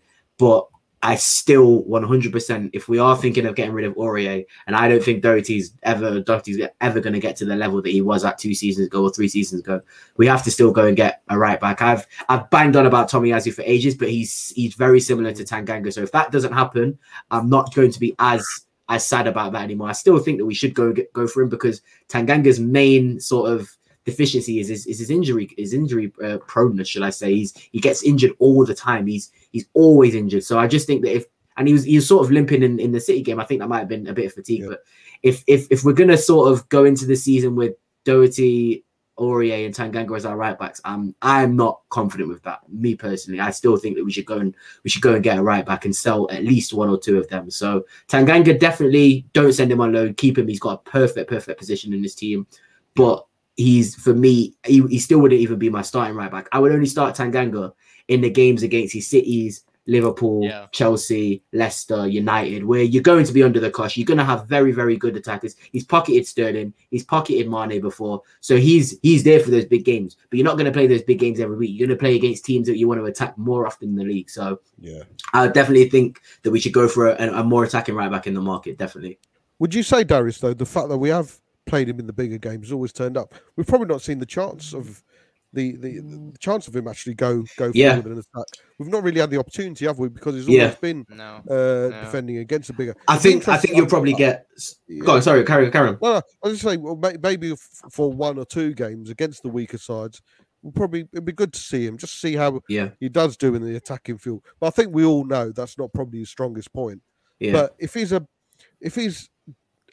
excellent defensive right back and an okay attacker, let's be honest, Gary Neville was a fantastic defensive right back, but wasn't all that.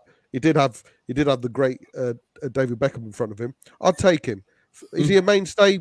Probably a bit too young, appearances wise, but I'd take him, mate. For me, he's the best right back at the club right now. He is, and he's not even a right back; he's a centre back.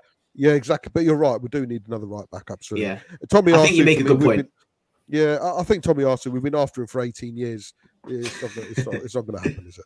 Yeah. I think you're definitely right about that, Bobby. I just think that when, like we've mentioned about having a perfect squad almost, you need to make sure that you can sort of cover for 100%. all of the situations. And Tanganga definitely, like you said, to me he's basically our Wan-Bissaka. That's who I basically compare him to. He's a defensive right back, and he's a very, very good defensive right back. So if you could partner him or give him somebody, bring in a right back who's got a different skill set to him. That just, like I said, it just gives you so many options. You might even be able to switch to a 3-mid game if you play both of them. So that's the sort of things I'm looking at. But yeah, you're 100% right. He's our best right back at the moment. And at the moment, if we're going to stay with these right backs, he has to start every game in my opinion. 100%.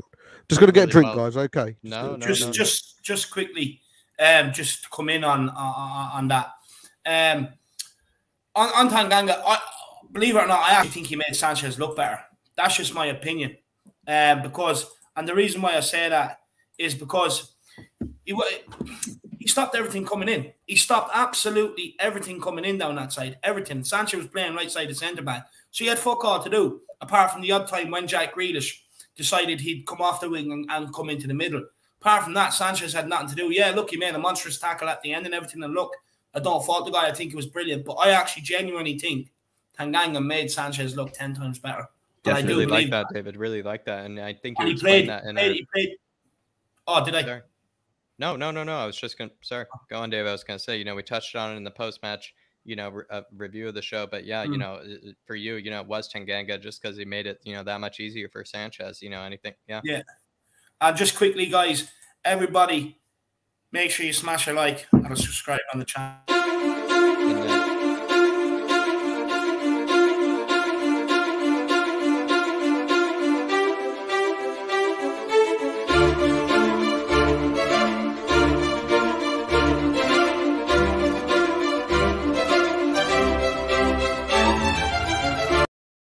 We are 14 subscribers away from 4K, so if everyone could smash that subscribe button, we can do this. We can definitely do this. Definitely can. Get the likes on the stream, guys. Make sure you smash that like.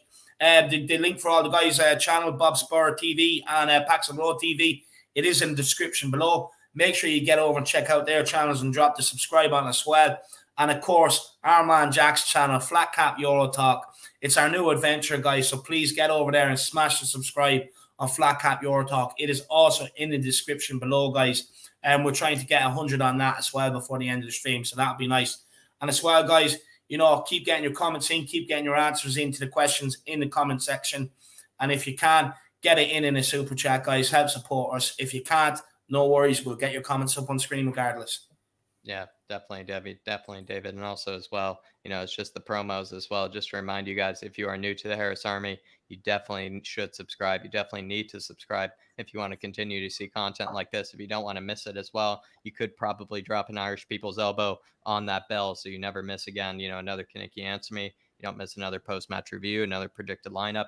Practically all the stuff we're coming out with, just so that you make sure that you don't miss a single one of it. But moving on to the next question here, and this is maybe why, I accidentally was getting in your way there. But David, on your really good answer, it's just because I know you really want to answer this one, has to do with, the Sonny post-match interview. And, one part, it's going to be a two-part question with the Sonny post-match interview.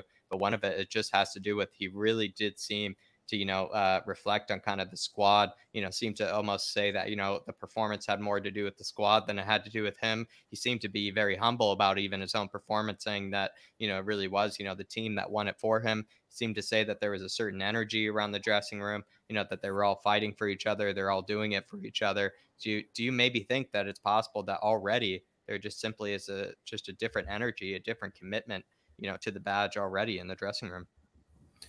Do you know what? Yeah, I do 100%. And look, me personally, I think a main part of it is to do with the fans being back. That connection there with everybody is back again.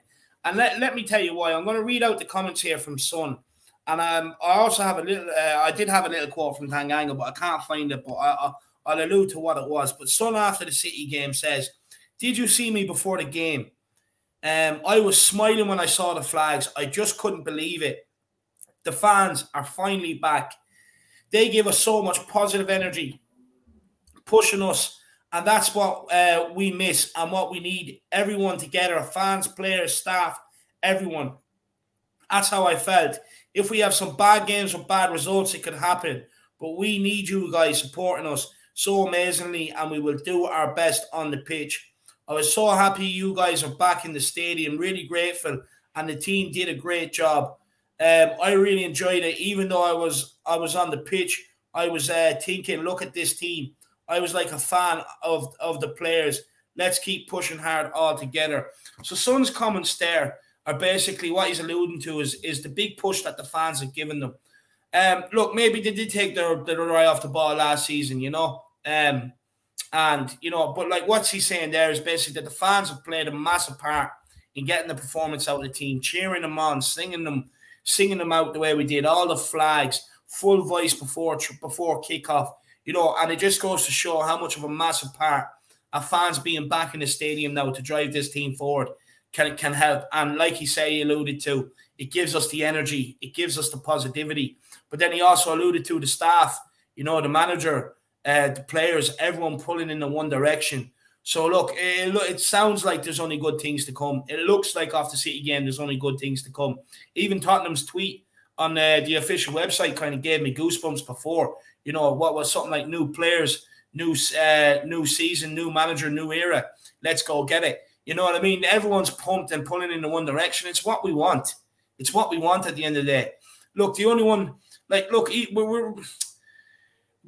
all we want is just everyone pulling in one direction. Players that are giving it their all for the badge. Players that are dying for 3 points. And we've seen that on Sunday. Even Dele Alli nearly trying to decapitate one of the players at the end. I love it.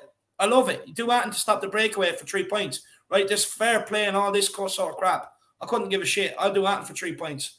I would do anything for 3 points. I'd stamp it over people for the 3 points. And that's the attitude I want my players to have. And I absolutely love it. And I do think with the new manager, the new staff, like for instance, the fitness guy, they're doing double sessions now. They're fit. And the new manager, new training staff, and the fans being back, there's definitely a positive energy around this club, my man. Sure. And Darius, considering, Sonny's comments, he practically, immediately had to thank his teammates. Is there maybe a different aura? Is there a different, kind of energy in the dressing room? What do you think? I think there's a massive energy change. And you know what? The most impressive thing for me, the guy's done it in a month. Like Nuno's come in a month. Oh, yeah. After the 72 days of craziness that we had to deal with, excuse me, after the 72 days of craziness that we had to deal with trying to find him, he's actually come in, settled everything, as well as this whole drama with Harry Kane as well. The guy's still come in, he's still settled everything, he's still got us all excited. And I tweeted something a couple of days ago saying that Nuno's finally brought that excitement for me waiting for a game. Like I'm excited I don't want to wait 7 days for a game. I want Tottenham to be playing the next day. And I didn't have that feeling all of last season. I could easily wait 2 weeks for a Tottenham game last season. So that's a massive teller for me. I want to watch my team play. I really, really enjoy every single player's performance. I was onto, like, I will not lie, I was onto Winks, I was onto Dele. Winks, again, for me, Winks is finished, but Dele's a great example. Sanchez is a great example. Dyer is another good example. Those three guys have had pretty great pre-seasons. They've not really had, I can't think of any of those three having a bad game like we've seen them have. And for me, that waiting for them to mess up. It's like you're waiting. Do you know what I mean? It's like you're waiting for those. Like, we've got such preconceived opinions of these players. It's sort of like they know they can't improve, but Nuno seems like an absolutely amazing coach. He just seems like he wants everybody to sort of be pulling in the same direction. That's his first. It seems like his first priority was get everybody on the same length, get everybody on the same wavelength, and get everybody's fitness to the level that he wants. Right. And those two things are sort of they should be necessities, in my opinion. I don't know why people don't really see that as an important thing. You should all want to be playing for the team. You should all be fit enough to be playing 90 minutes. So the fact that he's prioritizing that, and then he's still tactically able to sort of stifle Manchester City in his first game. The guy's got, for me, he's got so much time now. He's just after that one game, he's got time to now be able to sort of instill his ideas. And I'm not really going to look at him and think, no, that's not what I want, because he's proven to me that he's going to give us what we want, and also he's going to sort of play his way and make sure that when we have to defend, we will defend, and when we have to attack, we will attack. So like I said, the energy is amazing. Sonny is just in every single YouTube video those guys upload. He's the main guy. I remember watching the media day video on YouTube, on the Spurs YouTube channel. He was just around everybody. Everyone loves him beyond belief. You need those sort of people in that team, and Højbjerg as well. Just all these sort of players, Reguilon. I think all these sort of players. Galini coming in, and he looks like he's everybody's favorite person already in the club. So all these things, I think that Paratici knows that the personality of the players is just important as sort of the quality of the player, and he's bringing in individuals that are going to contribute to the team on the pitch and off the pitch, and that's what I like to see. And I really am excited. The energy in the whole club is sort of switched. I mean, we were all at each other's necks 2 months ago and we couldn't stand each other, but now it seems like we're all flipping calling Sanchez one of our best defenders, and I honestly could never ever think of the day that would ever happen. So long may it continue. And also just on it, and some people may disagree, David, you may disagree, if Harry Kane is sort of going to disrupt that energy, and maybe it might not be him, and that's why I'm sort of willing to sort of let this whole media debacle slide, because I don't think this is him. He's not that sort of person. But if Harry Kane is sort of starting to refuse to play and really starts to force a move out, for me, you just got to get rid of him, because at that stage, his quality is not going to be worth sort of the energy in the camp being brought down. And that's the only level that I'm at. For me, I agree with you. He's not really he's not to blame for what's going on. I think his idiot of a brother's really thrown him under the deep end. But the main thing for me is that energy has to be there. And if we keep that energy in that club and in the team, God knows what we can do. I really think we can push beyond that top six. I think if we can really keep Kane and convince him, like Nuno said, if we can convince him that this project is the one to stay for, and City don't care about him. I really don't. If they really cared about him, they'd drop the money and he'd be there signing the shirt, doing an interview. They don't care about him. They've got Haaland to get next season if it all goes under the rail. So for me, Harry Kane needs to look at what he saw on the weekend, book his ideas up and think, you know what, something can happen here. Let me give this club another chance, because we've given him everything. At the end of the day, we've given him everything. So I'm pretty sure he's got a year left in him to see maybe something might change. And you make a great point about Messi. Messi was well on his way out doing interviews saying I pretty much hate the board, and now he was crying his eyes out the fact that you have to leave. So a lot of things can change in a year, mate. A lot of things can change in a year, sure. And long may this energy continue. Just quickly, just to interrupt, guys, of breaking news: Joe Rodon is injured. He won't be playing tomorrow. That's probably why. It's probably why we've not seen him play for maybe the preseason and the Premier League games potentially. Yeah, no, look, it's also possible that I think Joe Rodon has been left out unfairly plenty of times. Just really quickly, but I think that's something maybe we do forget, is that he does seem like someone that actually is a bit injury prone, someone that is capable of having a twisted ankle, whatever it may be, just someone that needs a moment. He just seems to be that defensively focused. He seems to even go that hard into tackles that he's capable of maybe coming out, maybe the worser. But Faz Radfar here with David. Yeah, just quickly, Oliver Freeman put in a comment saying he tried to say he sent in a super chat, it didn't appear. Oliver, we haven't missed one, trust me. Me and Jack do keep an eye on it and all. We haven't missed one, my man. So I don't know what happened, but just check your bank account, make sure it hasn't come out, my man. Definitely, Oliver. We definitely have been keeping an eye out for it. But Fez Redfire here, I was saying, if Kane stays, no more signings, good window or not. For me, Fez, I would probably say we still need to get in a right back. Like maybe Darius was saying, one that is, maybe a true right back. Maybe not like Tanganga, that's just, good at everything. Someone that is like, a true, fullback that's a bit more attacking, like Darius was saying before. And maybe I would say maybe another, despite, Delhi looking so industrious, I would say some sort of, new kind of center mid, maybe number 10 of some kind. I would maybe prefer maybe a new number 10. I know we got Brian Hill, and I know Brian Hill could be eased into that right wing position, but it would be nice to get, kind of another center mid or kind of, winger to just. I'm so surprised that we haven't gone in for Husam Alwa. He's so obvious he wants out, and it just doesn't, like, things like that don't make sense to me. You sort of have to. He should be, and the thing is, Paratici wanted him at Juventus as well. He was heavily linked with Juventus, so I don't see why we go for that. But you never know what could happen in the next 2 weeks. You don't know. I guess we never know enough. Yeah, Darius, but that's a good example of just someone we could easily just finish up in almost a couple of days. A signing like that, and then as well, a striker was absolutely necessary, considering that if Kane, considering the saga with Kane right now, besides Sonny, it's Dane Scarlett left, so. Definitely should get a striker, but that's just for me. Fez, quickly, David, any thoughts for Fez here? Yeah, look, good window. I'd say a productive window. Look, we're never going to get everything fixed in one window, especially with the delay with the manager coming in, and it kind of put everything. Look, it's at the end of the day, all results back to Daniel Levy, all that, the timing, because like. When it took us so long to get the manager, everything after that was going to be a knock-on effect. Transfer business getting done, this, that, and the other. So, look, for me, it's an okay window. It's not the best window, but at the same time, I would rather us not panic by bringing in a right back and just bringing in any right back. For me, if we're going to do that, I'd rather not get a right back in, give it to Tanganga, Doherty is back up, and then wait for the summer or wait for the January and see what else opens up. Centre-back's way more important than right-back, in my opinion. I think we need to get another centre-back in. Yeah, another centre-back would be ideal, but look, it looks like Pau Torres is out of the deal. Milinkovic is out of the is not done, this, that, and the other. Officially signing a contract with Fiorentina. It said Fabrizio, I think, tweeted it recently, so yeah, that's out the deal. Appreciate that. And then, so next question, lad.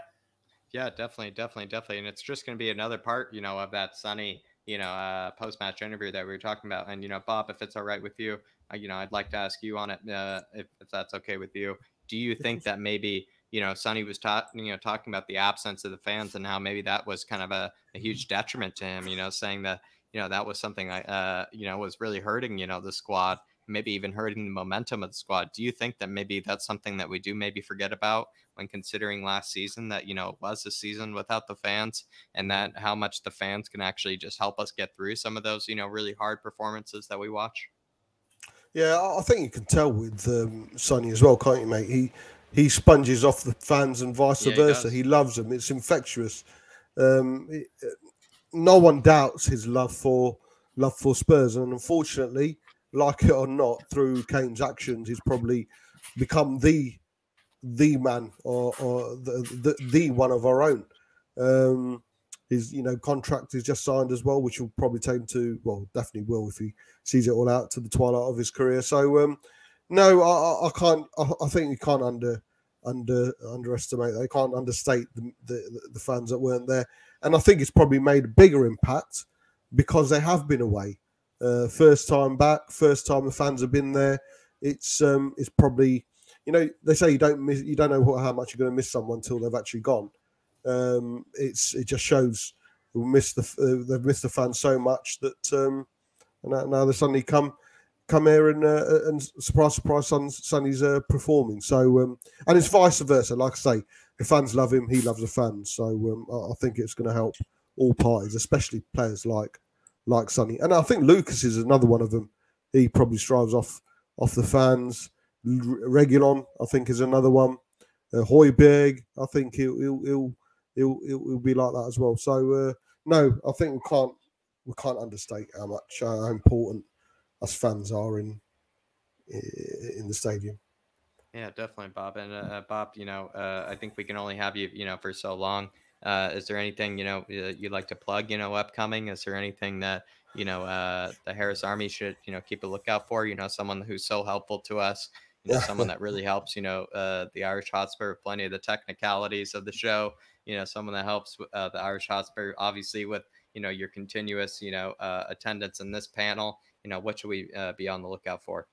I've got my regular Saturday night show. I'm only doing that's the only definitive show I've got really at 10:30 on a Saturday night in the Wall show. That's obviously looking back at last night's tomorrow night's game, and then I'll do a day after the day before show, which is normally the afternoon after the show. So Monday afternoon I'll probably do a show on the Wolves game, but the only permanent fixture I have at this time of moment is Saturday night, 10:30, one show a week, and like I say, the day after the day before. Thursday nights I'll see how it goes. If we win by 7-8-0, then I'll probably do a show late night after the Ferrero Rocher game.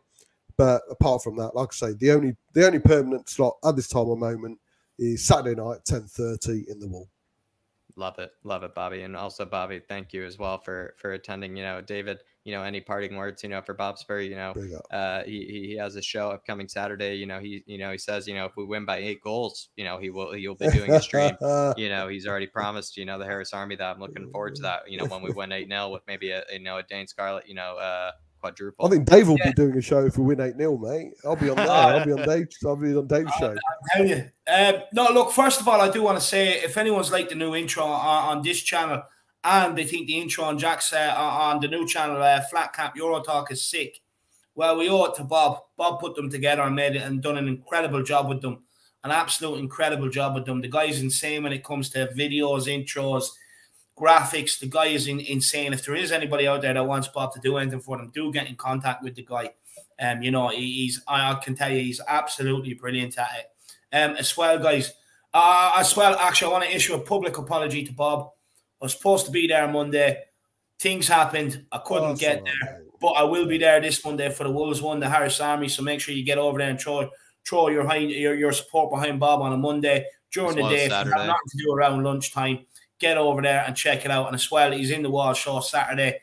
We will be doing the Wolves preview here. But then as soon as we're finished that, make sure you get over to Bob Spur, and I'll make sure I put the link into the stream. So all you guys have to do is click it. And guys, honestly, get over there and check out Bob Spur and show him the same support and the same love that you're showing me and Jack here. Big up, Bob. Big up, legends. See you again. See you later. See you, Darius. See you later, buddy.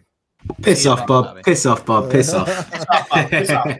That's the right. Legend. That's the right salutation. Legend. Big up, Bob That's the right salutation, Bob.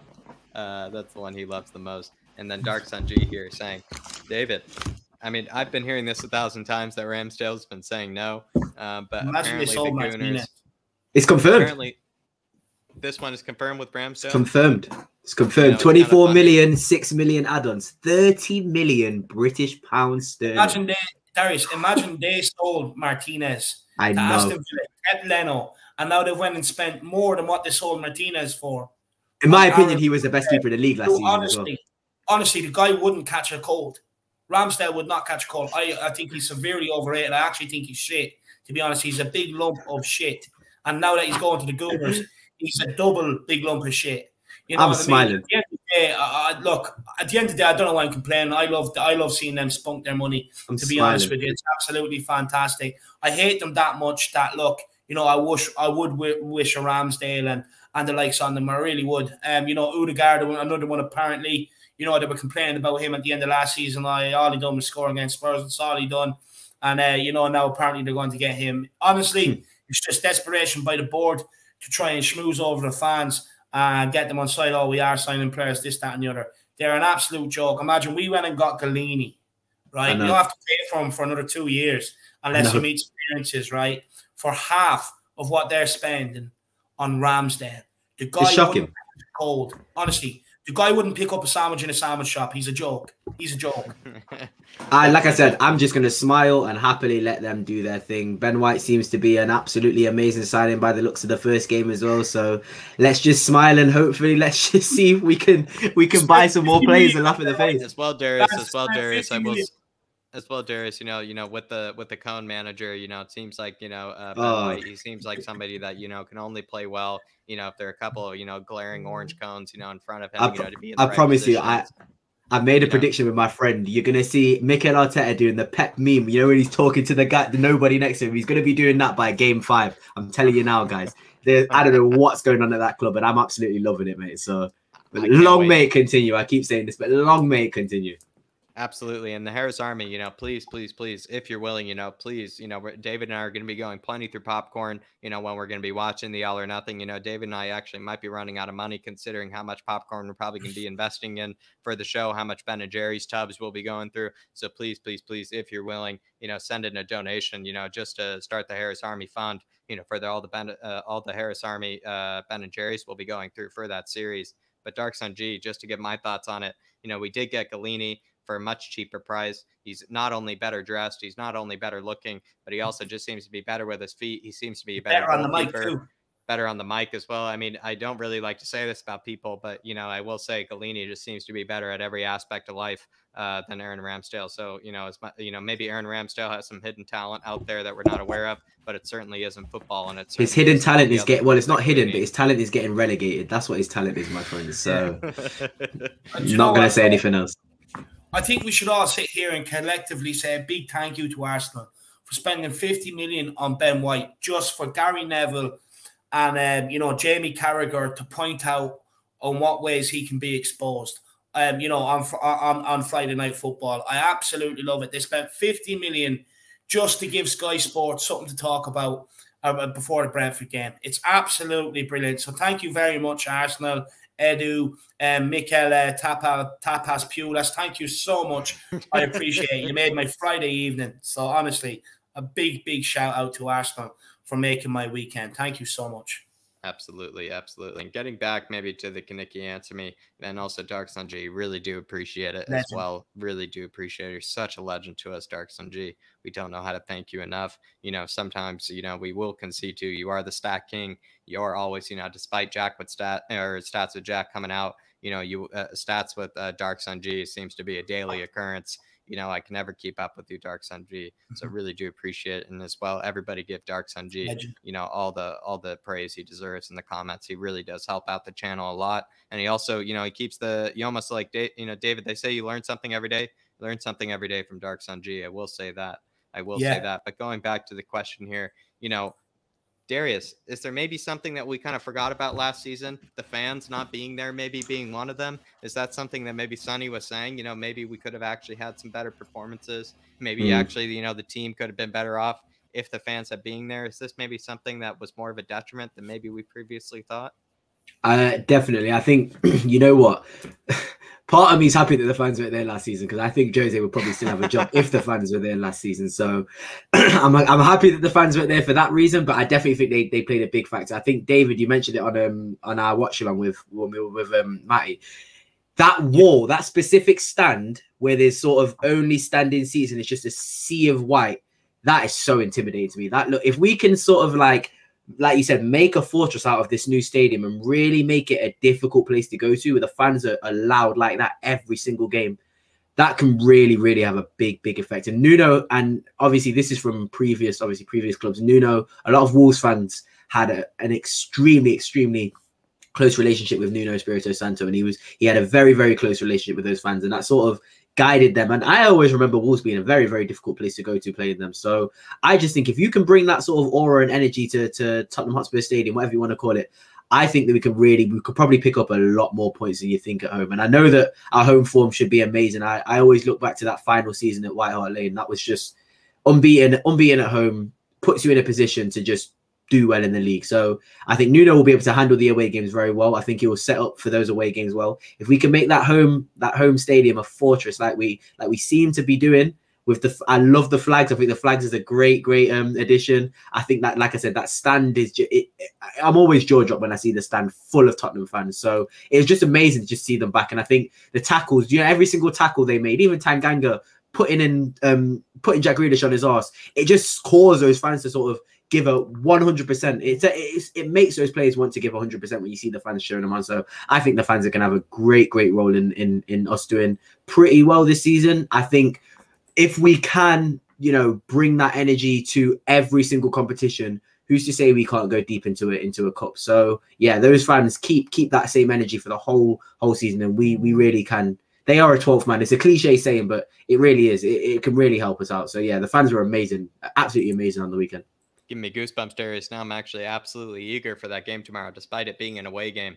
I really want it to be at home. I'd probably take, the reverse right now, have us start with the home game after that answer. David, is that maybe something we forgot about with maybe last season's form? Maybe the fact that the fans not being there is a detriment. I think Darius gave an interesting perspective, maybe not as much as maybe the question might say. But, maybe you agree with him, maybe you disagree with him. What do you think? Is it maybe something we didn't consider as much? No, 100%. Look, you look at Sonny's comments. Even Tanganga made a couple of comments about the fans, saying he had chills up his spine, seeing the fans, and that they do help you lift your game and that. 100%, the fans play a massive part in every club. Everyone knows that's followed me from the very start, knows my opinions. There's no club without fans. It's that simple. It is that simple. And for me, look, the only thing I will say is I don't like them to make the fans the excuses of what happened last season, because every club, every team was in the same situation. Every team. You know what I mean? So there's no excuses for it. But well, look, if you're going off what the players are saying, you can clearly see it does give them that extra bit of an edge and stuff like that. But at the same time, I'll be questioning, well, if they need the fans to get them pumped up, is there something wrong up here? You know what I mean? That's what I would be questioning, because regardless whether you have fans watching or not, yeah, obviously, the fans do give you that extra bit of edge. You can show off in front of them the adulation and the love to give you. I get it, you know what I mean? And it does give you that extra bit of an edge, but they shouldn't just solely be relying on fans being in the stadium to perform for this club. I'd almost flip it and say, if they do love us the way they say it, then why did last season happen? We're all sitting at home depressed and locked down. You can't go about your normal life and all you have is football to watch, and then you're watching that shit 3 times a week. You know what I mean? So I would flip it that way. But yeah, no, look, I do. Look, it's just positive that fans are back. It's positive that fans are back. I love that, David. I love that. Moving on to the next question here. In the Harris Army, I'd really love to know, what your answers might be for this question, in terms of, in the chat. I'd love to see it in the chat, or maybe even a super chat if you're generous enough. But I'm going to go to Darius first on this. Nuno was absolutely brilliant, I feel like, in terms of even the Nuno cam. He seems so poised. He seems so stoic. Multiple times, even the comments, I said, Nuno is my dad. But the organization seemed to be something that he seemed to mention a lot. It seems to be one of his favorite words, I would say, Darius. But do you think that's maybe the organization of his defense? Do you think that's the organization of like those transitions, those counterattacks that we were having? Is that the organization of, that pressing that we've been doing from the front three? What do you think he really means by the organization? Because I think that's, intentionally a very vague word, but it also, I think, is, still a word that we can maybe work with. Do you think it's the organization of those counterattacks, the defense? What is it for you that maybe he feels like the organization is most important for? I think it's almost a team organization, if you know what I mean. I think everybody knew what their role what the plan was. Yeah, if you know what I mean. I feel like everybody's pulling in the right direction. They're sort of convinced that this will work. That's what I get from it. I think that when I saw certain players play in Jose's system, they weren't fully convinced that it was going to work because of obviously past the West Ham game, the Crystal Palace game, the Wolves game. There's so many to go off that I just think that some of those players weren't convinced that their tactics were going to work. Nuno, however, has got us organized defensively, but still with the intention of attacking. And I think that's the big difference for us. I think similar tactics to Jose in terms of playing one defensive fullback. If you notice, we all said that 4 at the back is going to be 4-3-3 is going to be the formation he plays, but we were almost playing 3 at the back a lot of the game as well. Tanganga was almost a centre back. I noticed a lot when I watched the game back, and I think that when you have sort of a defensive sort of performance that we had against City, you can still attack. And the reason he did that was, like you said, in the transitions, we weren't defending in our box. We were defending just outside our box, and we were sort of committing at that moment. So even if they were to beat that press, or even if they were to beat us in the press, they still have a distance to travel to get to our goal. And if we were to win the ball, the transition and sort of time it took to get up to their goal was a lot quicker. And I think that was very, very telling. If you saw the counter-attacks were just absolutely electric. It was almost 1 or 2 touches and it was bang. And I think that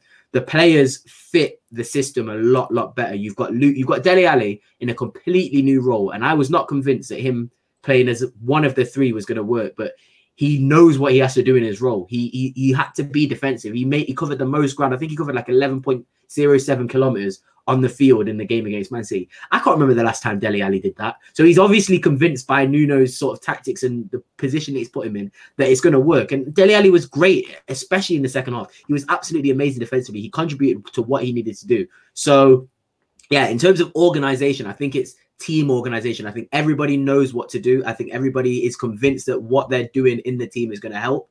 And you will see a lot more organization in games against Man City and, like I said, the Liverpools and Man Uniteds. I think in the games where we're going to go for it, I think you'll see organization, but in a different way. I think that for me, it's, and I said this in pre-season, when we attack, it's as soon as you get to the final third, it seems like Nuno wants as little touches as possible. And that's the sort of direction I want us to go in. That you shouldn't really need to take that many touches on the ball. If you're a player like Bryan Gil who can and who can benefit from doing that, like Lucas Moura did, then go ahead. But even then, like Sonny is renowned for making amazing runs into the final third. If you can get that ball, one touch, bang into Sonny who's making a run, the transitions are gonna kill most teams, most teams in that league. And if they can do it against City, they can do it against anyone, in my opinion. So yeah, I just think that there's confidence in the team setup, and that's why the organization looks better, because I think the players are just so much more confident in Nuno's tactics than they were in Jose. And you can see that in Sanchez. I think that's a great example that we made. So yeah,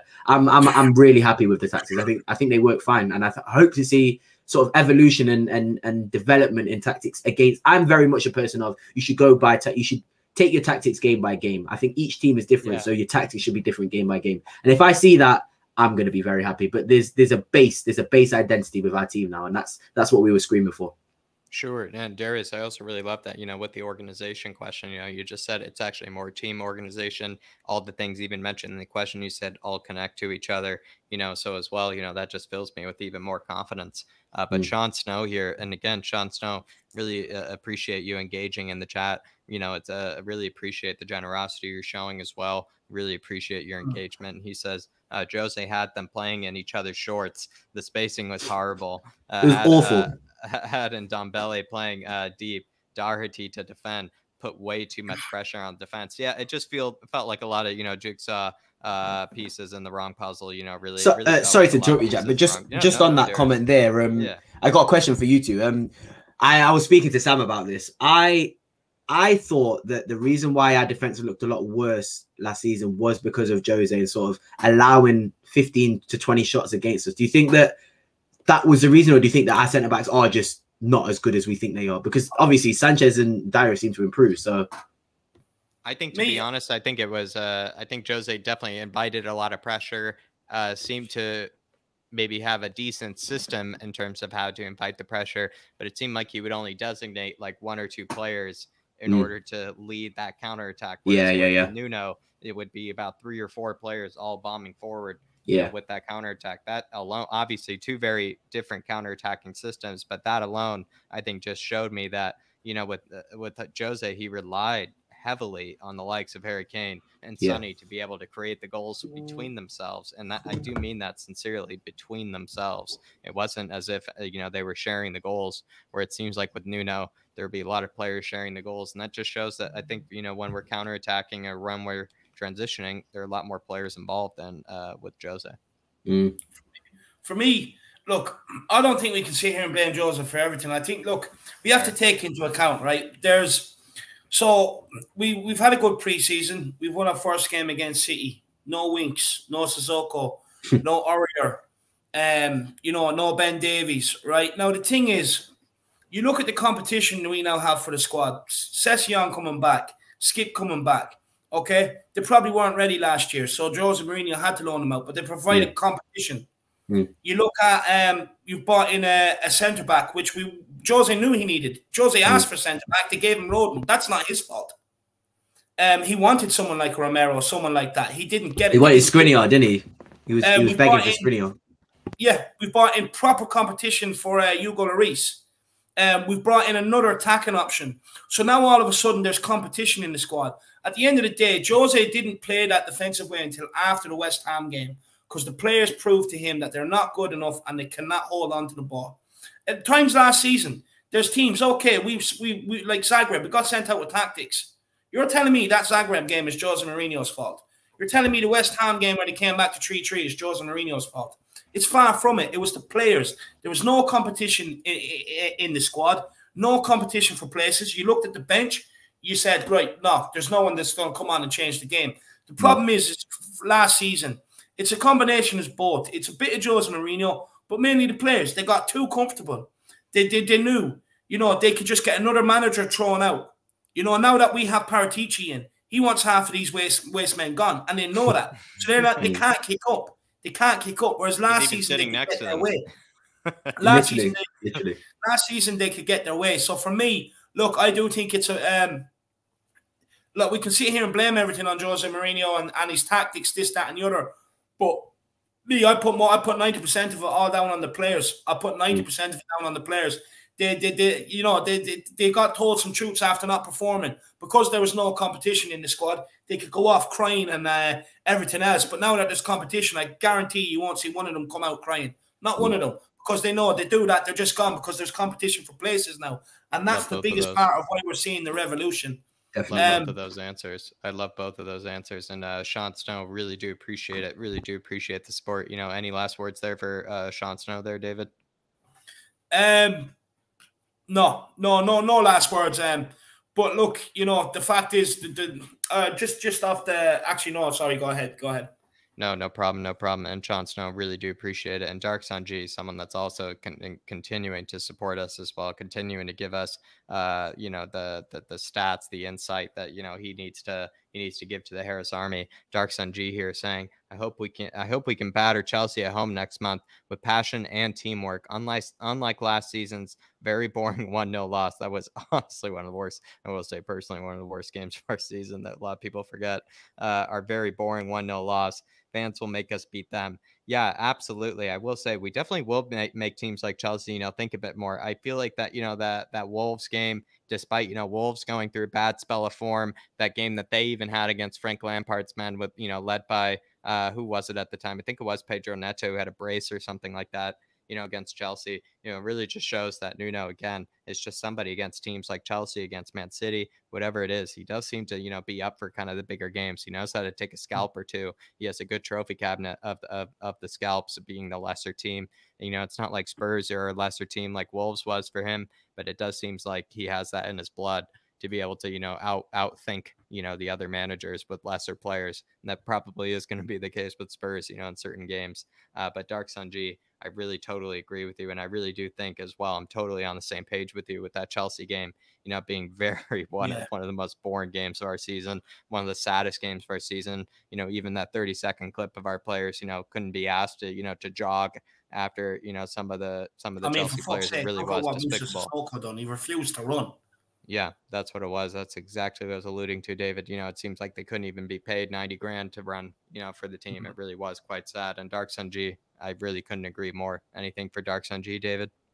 Yeah, look, it's going to be a tough ask to be able to stifle Chelsea this year. It is, but if anyone has the plans, it's Nuno. He has a good record against these top four teams. And if anyone has the plan, it's Nuno. 100% in Nuno, I trust. Just this one here from Sean Snow. I presume he's just replying to what I was saying. That's why Jose has done. A good manager plays what fits the system, not players fit in the system, especially the first year.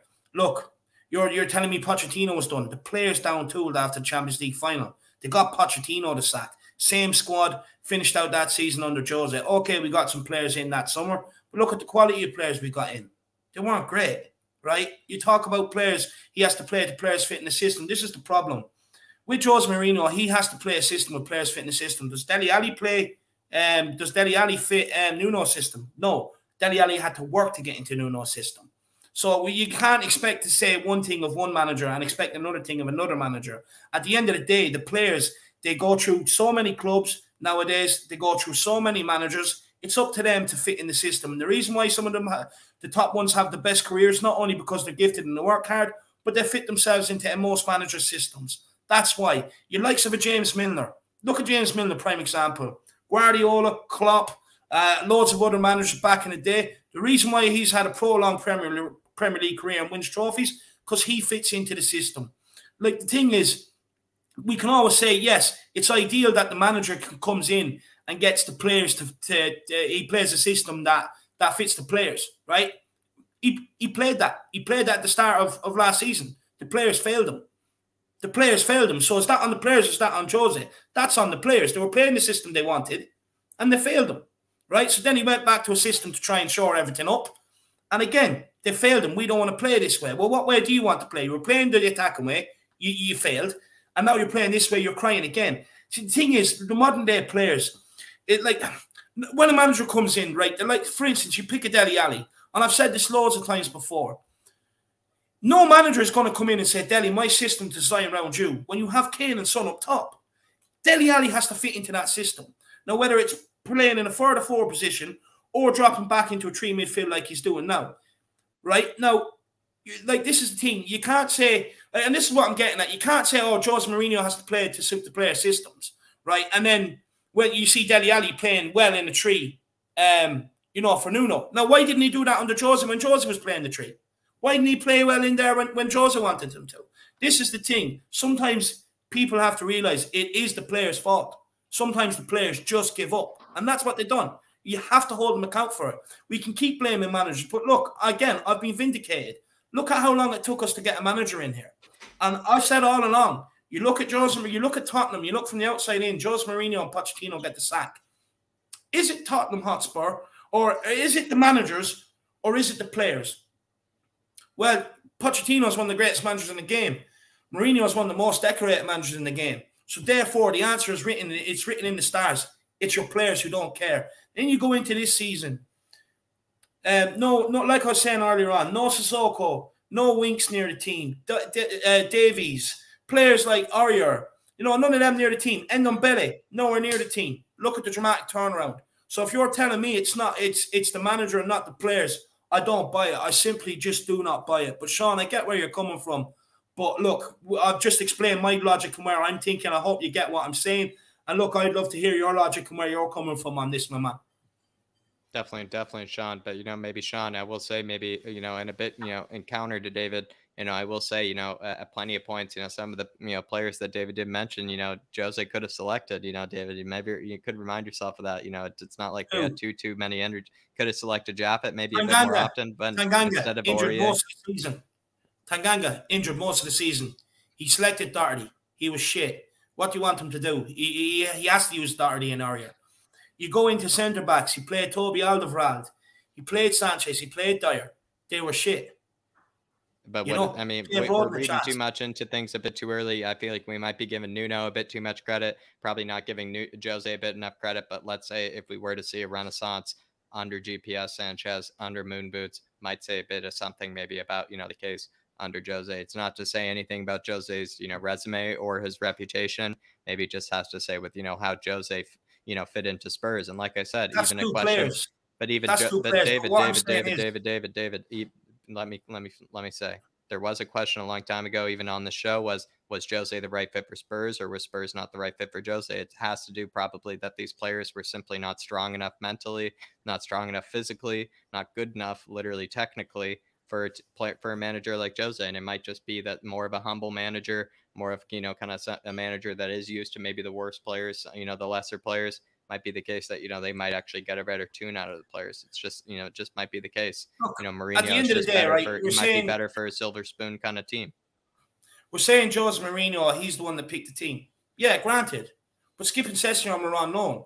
We've got 3 new players in. We've got a centre-back, which Jose Mourinho asked for. We've got a proper keeper, which pushes Hugo Lloris's team. Not everything is Jose Mourinho's fault, and that's what I'm trying to say. Not saying anything is Jose's fault, but also to say that Jose picked the team is, a bit of a stretch, considering that Jose does pick, the contract and being paid the most, as well. He definitely certainly picks that, David. Say that again.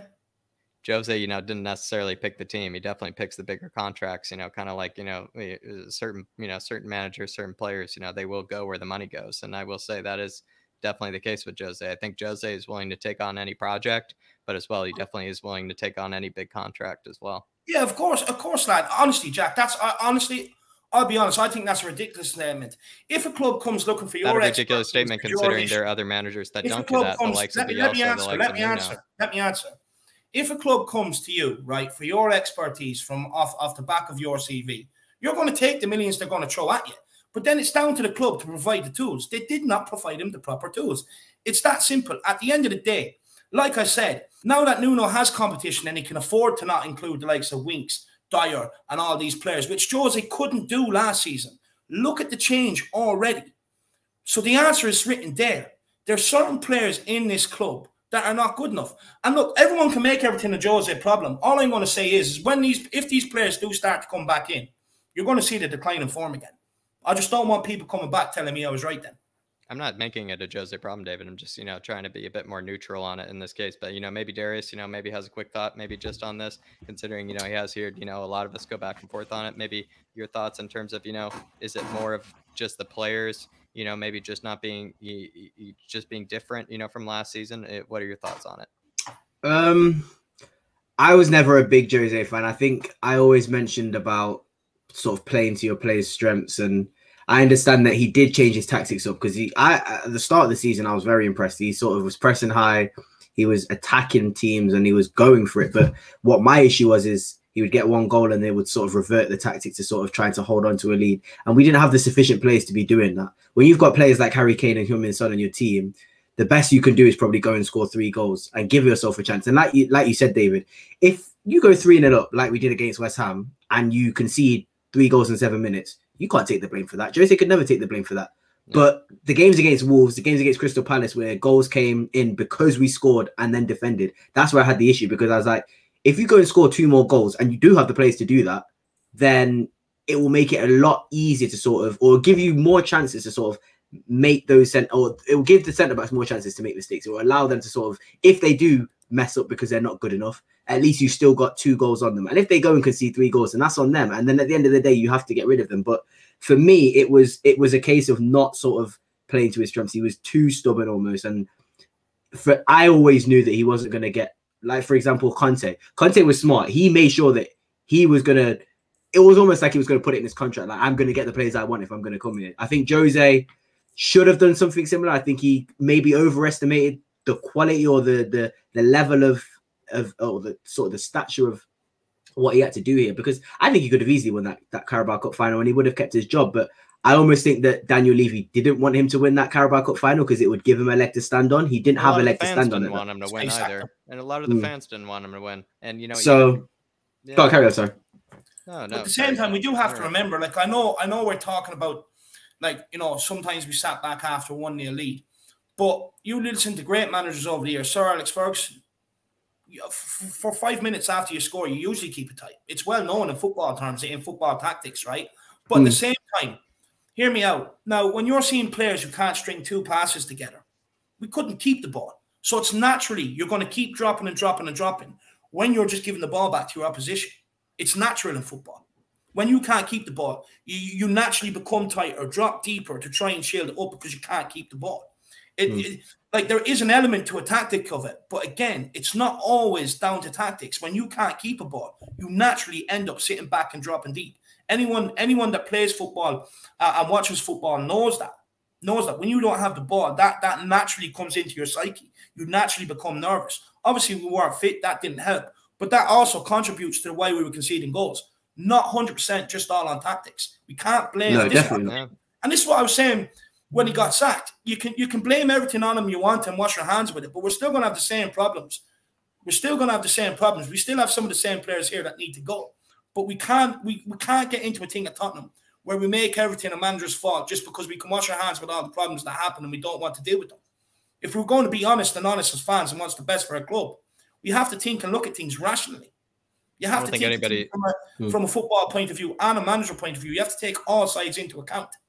I don't think anybody on this panel is disagreeing with you here, David. I think we're even, maybe even for debate's sake, even playing a bit of devil's advocate. I think we're even, in that case as well. I'm not saying anyone's disagreeing with me. I'm just giving my point of view. No, but even speaking of one of the players, David, that you're absolutely right on. Somebody, that just seems to, turn it around for every manager just for a few games. Seems to, have a spell of form under every manager. It might even be the case under Nuno.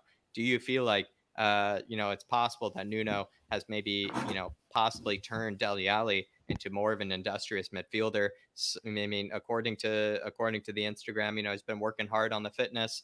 Nuno even called him a runner, He said he's somebody that can go box to box. He said that in his post-match press conference. Do you think, David, that, you know, someone that has, you know, only really turned up for a few games, you know, per manager, do you think this may be the chance for him to maybe become more of that industrious Dele Alli? I think he has to. I think he has to. His Tottenham career is on the lifeline. Not only his Tottenham career, but where does he go from Tottenham? You know, what other big club with all the players dangling around now, you know, who will put it in? What big club is going to take that risk on Dele Alli? I don't see it happening. I just want to say one thing as well, just quickly before I do get into answering.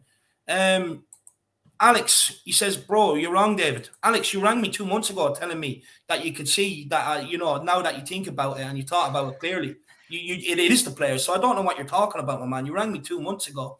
Back to the question. With Dele Alli, look, for me, with this guy, look, we have to remember, he started well for the first 10, 11 games under Mourinho. He was shit hot. He stopped performing. He stopped performing under Pochettino. With this guy, look, it's his last chance. Look, I'll be honest, I'm only going to call it as I see it. I'm not going to get on his case too much. Me personally, everyone knows, I'm giving this guy to January. I'm giving him to January to keep his performances up.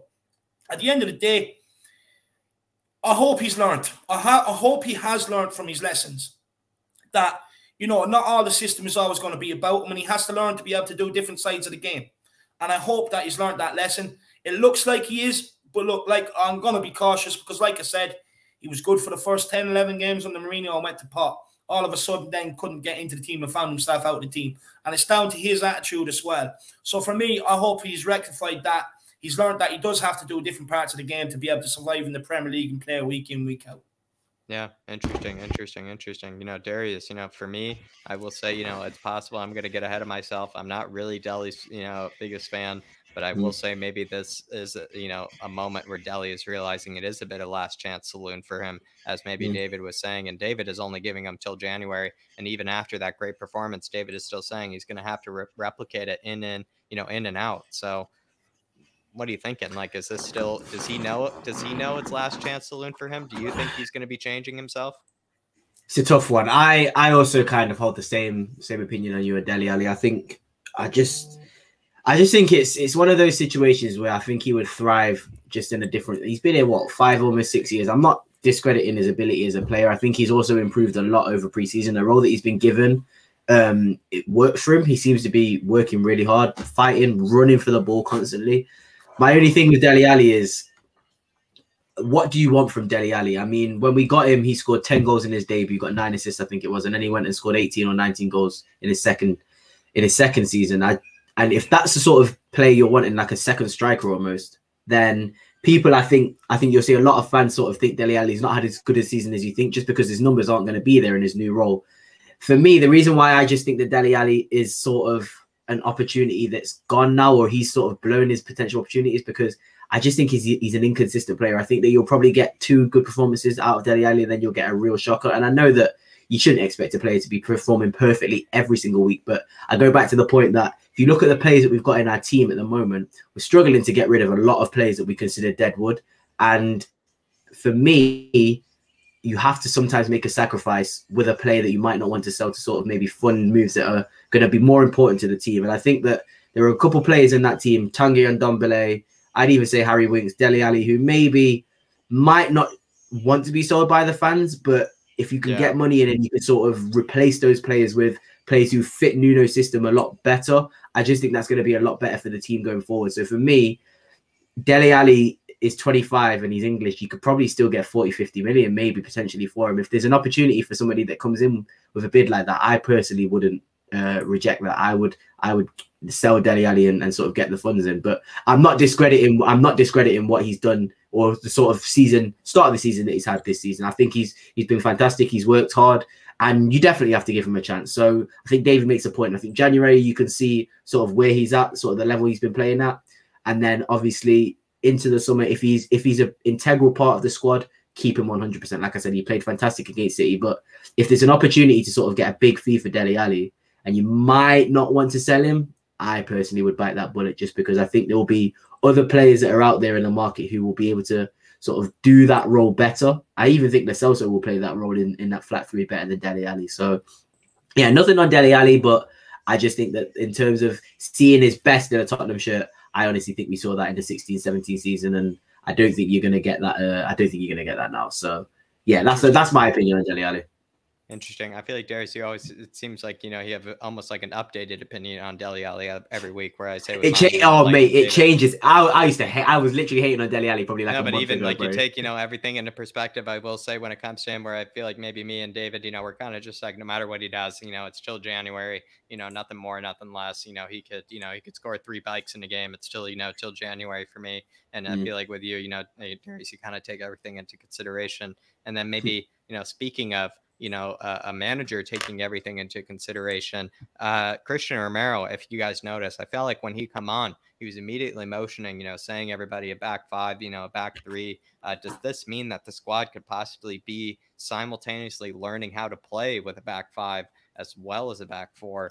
Maybe because, we saw with Wolves, Nuno did have a bit of success with Wolves with that back 5. Nuno, though, with the likes of Valencia and Rio Ave and Porto, the clubs before him, he's always really mostly played with the back 4. So the back 4 is not new to him as well. Do you maybe think that this could be a situation, David, if it's all right if I go to you, is this a situation where he might be, teaching the squad simultaneously? Look, I think any manager nowadays would be stupid not to have 2 sort of systems that they can rotate throughout a game. Look, we'd play in the back 5, like you've seen against City. In games like that, if we need to, we can revert to it and see out the game. But then also it means if you want to go into a game and surprise an opposition and play a different way, you can also do it. So look, I just think any manager nowadays, it's just smart. It's smart to be able to train your team to 2 systems and to be able to transition from one system to another throughout games. Interesting. That's the important part, isn't it? Being able to transition mid-game, because if you can do that, you're going to throw a lot of teams off, because teams will plan with the intention of they're going to play 4-3-3 or they're going to play 4-2-3-1, and that probably maybe hindered us slightly in the Jose and Poch era sometimes. I know Poch would switch it to a 3 at the back sometimes, but if you can really sort of not, it sounds weird, but there's an identity, but there's also not an identity. Nuno's not going to play the same sort of style every single game. He will switch it, he will tweak it, and it reminds me of sort of Thomas Tuchel. That's why Thomas Tuchel's done so well for Chelsea, because he's tweaked it to the opposition rather than saying this is how we're going to play and that's how the teams are going to have to deal with us. So I just think that Nuno is on the right track with sort of bedding in different systems, and I think that the intelligence of certain players, I think Højbjerg, Romero, like you said, I think Skip will be fine. Like, I think the players are intelligent enough to do that now. I think, like you said, maybe last year, if you're playing Winks and players like that and Sissoko, you're never going to be able to do that. But the players that we've got now is definitely a possibility. Like, Sessegnon could play left wing back and left back all in one game. I could definitely easily see him doing that one time. So, yeah, 100%. And he seems like a manager that, knows what he has at his disposal, even, Darius. Maybe quickly go back to you, Darius. Do you feel like he probably even saw the squad and was like, yes, I need to do back 4, just in case, but as well, like he probably was, licking his lips, even looking at the squad that he could do with the back 3, back 5. Honestly, like I said this, I said, you have to, as a manager, you may not want to play a formation, you may not want to do something, but sometimes with what you've got, you kind of have to do that. I don't think a lot of people were probably expecting Thomas Tuchel to play a 3 at the back, but he knew that his defense weren't, well, when they were with Lampard, they weren't seen as amazing, but he's turned that defense into an absolute stalwart defense. They literally conceded the least amount of goals in the Champions League for their win. So, clean sheet. Yeah. Do you know what I mean? So it's like you just have to sort of be able to understand what your players can do, and then you can accommodate a formation to that. And I just think that with our fullbacks, especially, and this is why I've always said a 3 at the back. A 3 at the back doesn't mean you're going to play defensive. You definitely aren't going to play defensive. I think that it just suggests that you can sort of have more solidity going forward. If you've got 2 centre mids and you've got 3 centre backs, you can bomb both of those fullback forwards without worry, because you've at least got 5 potential players at the back. So I just think that 3 at the back would suit our team a lot more at the moment. Given the players that come in and potential signings, it might change, but yeah, it's just about accommodating to who you've got. And at the moment, I think we've got a team that's kind of suited for a 3-5-2 / a 3-4-3. So you might see it, but you might not. Not only from a defensive point of view, though, it's important from an attacking point of view, because I agree with one thing that Darius said there as well, is that, last year we got found out a bit because everyone knew it was just coming through Kane's side. You go back to the Leicester game, all they done was press the living shit out of our left-hand side, take the ball off us and attack us, because they knew we had no one out on the right. Yeah. And the reason why we didn't use the right is because we know ourselves as fans at that time, We had nobody putting it in out there. So it's important going forward as well that we can adapt and have that fluidity through systems, defensively and attackingly. Definitely, definitely. And guys, just before we move into the extra time, which is the last bit of Kaniki Answer Me, we will do a tiny bit of a Wolves preview, and I will give each of these questions to Darius and David. They will take one of their own. I'm going to give the first one to Darius here, and the first one is Spurs will be facing Nuno's former team of 3 years, that being Wolves, on Sunday, and they will be playing away from Wolves at the Molineux. How do you see Nuno maybe getting up, the squad for this game? Do you maybe see us maybe in that back 3, back 5, or do you maybe see him playing, pretty much the same squad from the Man City game and the same style from the same Man City game? And also maybe just for the debate wise, do you maybe see a cheeky Harry Kane appearance? Oh, I think Wolves is continuing to play 3-4-3, I believe, under Bruno Lage. I think he is still deploying a 3 at the back formation. So I think he will probably match just because it's away. I think that those players or the Wolves players will probably have maybe something to prove to him. Maybe they might want to just, beat their old manager for that sort of sake.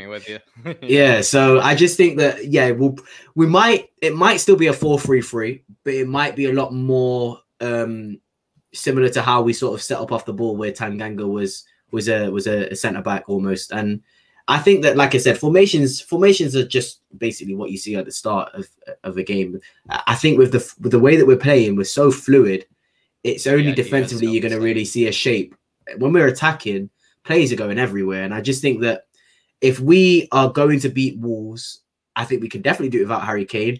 But I think Harry Kane will play a big part, because having 3 at the back, it is going to be more difficult to break them down. And I don't think Wolves are going to be as aggressive in their press as Man City. I think Wolves will be more attacking than people suspect, but I don't think they're going to be as aggressive as Man City. So you're going to need to have somebody to be able to pick a pass, if you know what I mean. There's 3 centre-backs. You're going to need to be able to play very, very intricate passes in behind if they're going to hold off their line. So, and Harry Kane is known for that. I think if he doesn't start, you'll probably see the exact same starting lineup as Man City. Maybe give or take one of the centre mids. That will probably be Dele Alli. Maybe Lo Celso comes in.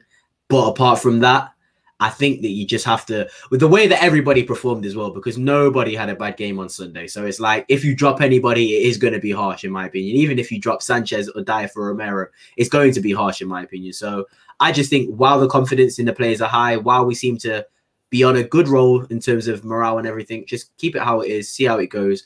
And we've got, and I said this in the watch along, we've got a lot of players now that will that will make a significant impact off the bench. Like, you're going to bring on Brian Hill, you're going to bring on potentially Harry Kane if he doesn't start. These guys are going to make an impact. And Ndombele, if he's on the bench, will make an impact. It's not like you're bringing on Winks, Sissoko and players like that anymore. So for me, same starting lineup, and the bench will make an impact if we need to. And if we don't, then that's even better. We don't have to play certain players, because I think obviously none of them are going to be playing tomorrow, so they'll all be ready and fit to play. So yeah, right. And then David, the second question is for you here. Is there anything important that you think maybe Nuno should be focusing on? Anything important the squad must be focusing on for the Wolves game? And then is there anything about maybe Wolves that might hurt us?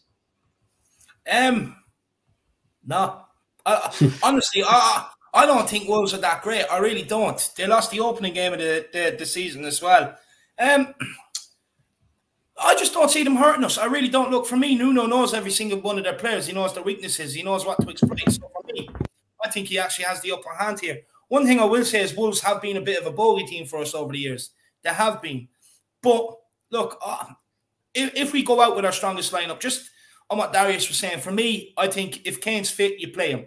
Because, and I tell you why, because if he doesn't play against Wolves, you're not going to get any longer out of, we're getting preseason into his legs, we're getting training into him. You're not going to get any longer out of him. So then it'll just tell us Spurs fans, maybe he is off. So for me, I think if I think he plays Sunday, I think he starts. I think we will need him up against Wolves, to be honest with you, because with City, right, they're very open. So once we could take the ball and turn it over in midfield, we were on their back defense like that. It's not going to happen against Wolves. It's not going to happen against Wolves. They will sit back. They will respect us.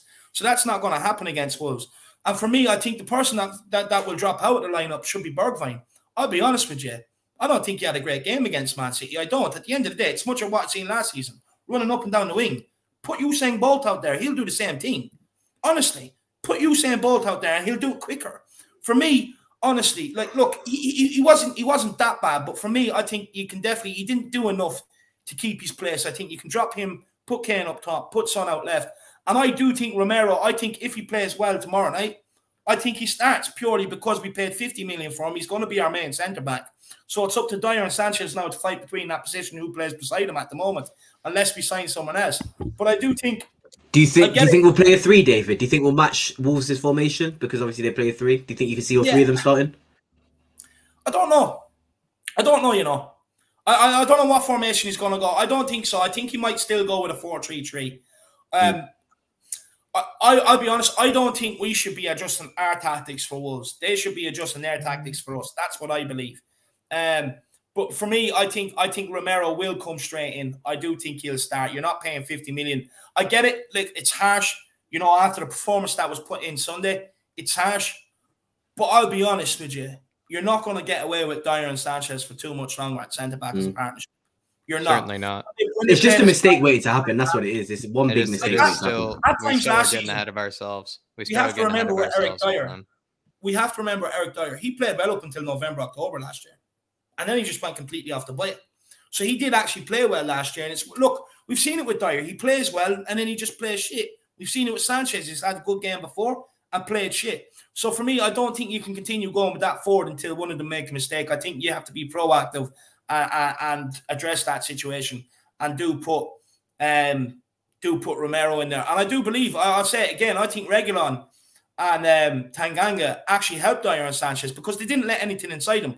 Mahrez, we all know, loves to cut inside, gets his shots off, gets them little whip balls to the back post and caused havoc for us before. He wasn't allowed to do that because of Reguilon, which means they had nothing to do in there, Dyer and Sanchez. Same over the other side. Jack Grealish actually doubling up with Sterling on the right-hand side helped Davinson Sanchez because he had no one running at him. They were all running at Tanganga.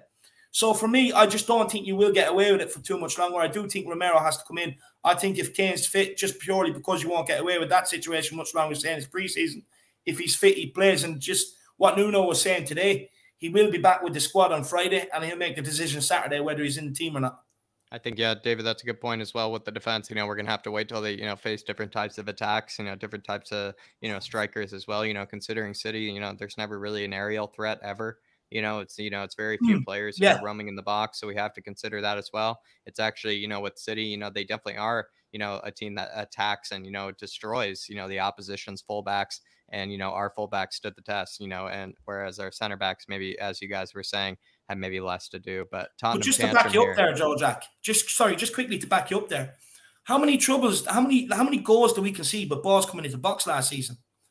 Like free kicks from anywhere. Balls coming into the box, we couldn't go and attack it and get the header clear. Yeah. So I do believe the fact that our fullbacks had such a big game really did help the centre-back partnership. No, I think that's a really good point, and I think it's only, though, at the same time, I will still give, Moon Boots and GPS credit. Oh, yeah. Especially, after Sunday, if they were to continue something of a similar performance, definitely will be even more behind them. But like always, we do have to be a bit wary. We do definitely get ahead of ourselves. But Tottenham Tantrum here with the super chat. Very generous super chat from Dermot as well. Really do appreciate it, Dermot. And Dermot saying, I'm more excited about the season now than ever before after the Man City game. With Kane, I think he will stay and help us get to top 4. Great show, and a Nuno we trust. Really do appreciate it, Dermot. And then as well, really quickly, everybody, just so I can do it now before I forget, Dermot does have, just as it says there on his name, Tottenham Tantrum is just, one of those really, really, really nice and efficient kind of news sources for everything Spurs. He gives you all the retweets, all of the tweets that you need to know when it comes to anything news-wise for Spurs. I know Dermot would really appreciate the follow, but also he definitely provides you with any of the Spurs retweets, just, kind of a filtered news source, you might say. But as well, Dermot, I really do think, we might be, thinking the right way when it comes to this game. And I really do think that after the City game, I'm actually getting a bit ahead of myself. I hope, Dermot, you are as well. I know you deserve I know you deserve to win like that, Dermot. I really know you deserved it. And I really do think that if staying, I was going to say, I said saying again, I'm getting used to Kane staying. I'm already saying, back to the saying mantra. So yeah, if we're able to bring back Kane and Son and bring back the sane combination, it would actually be top 4 for sure. I would get ahead of myself and immediately say top 4 for sure. And then as well, like you said, in Nuno we trust. Really, really, really appreciate it, Dermot. And moving on. And absolute legend, Dermot. Appreciate it, my man.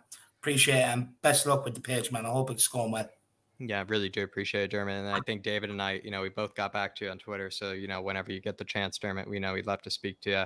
But as well, going on to extra time here. Extra time is the portion where we give a bit of the shorter answers as well. This is the part where I really do appreciate, you, the Harris Army, you give me your answers for these questions as well. They're a bit of, kind of mostly, 1-word answers, 2-word answers for each of them. So I really would appreciate, the Harris Army, you give me your answers in the chat, via the chat or via super chat, if you're generous enough, if you want to send it via donation. And as well, if you do give it in a super chat, we will absolutely discuss it in length. But going on here, guys, for the extra time, if Sonny is playing without Harry Kane, let's say this season, or let's say, Sonny has a bit more of an independent role, maybe from Harry Kane, is he better served maybe playing as a number 9 by himself through the middle, or is he maybe better always still coming in off the left?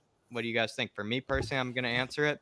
I'm going to go as far as I'm going to say, I think Sonny, if we were to be without Harry Kane, I think he's better served through the number 9. I think his movement is so incredibly intelligent. His pace is obviously, goes without question. But as well, I just think the combination of pace and finishing ability and intelligence of movement, it's like, we expect Timo Werner to be, a decent number 9. And I feel like all those things, described what we thought Timo Werner was going to be. And we know that, Sonny is a proven number 9. So I've always said I think Sonny is just exactly what Timo Werner is, but just a million times better. So yeah, I would personally play him through the middle. But Darius, what do you think? Would you, if you had the choice, if Harry Kane, weren't available, would you play him through the middle, or would you still play him through the left?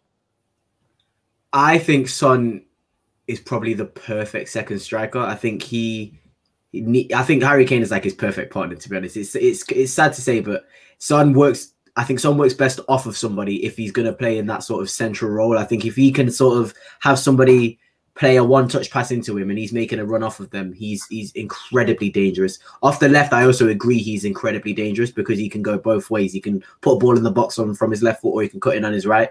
But when you give him that sort of time in the middle, like you said, it's the intelligent runs that he has. And I would say 9 times out of 10, when I see Son in front of goals, sort of 1v1, I can close my eyes and I know the guy's going to score. So his finishing is second to none.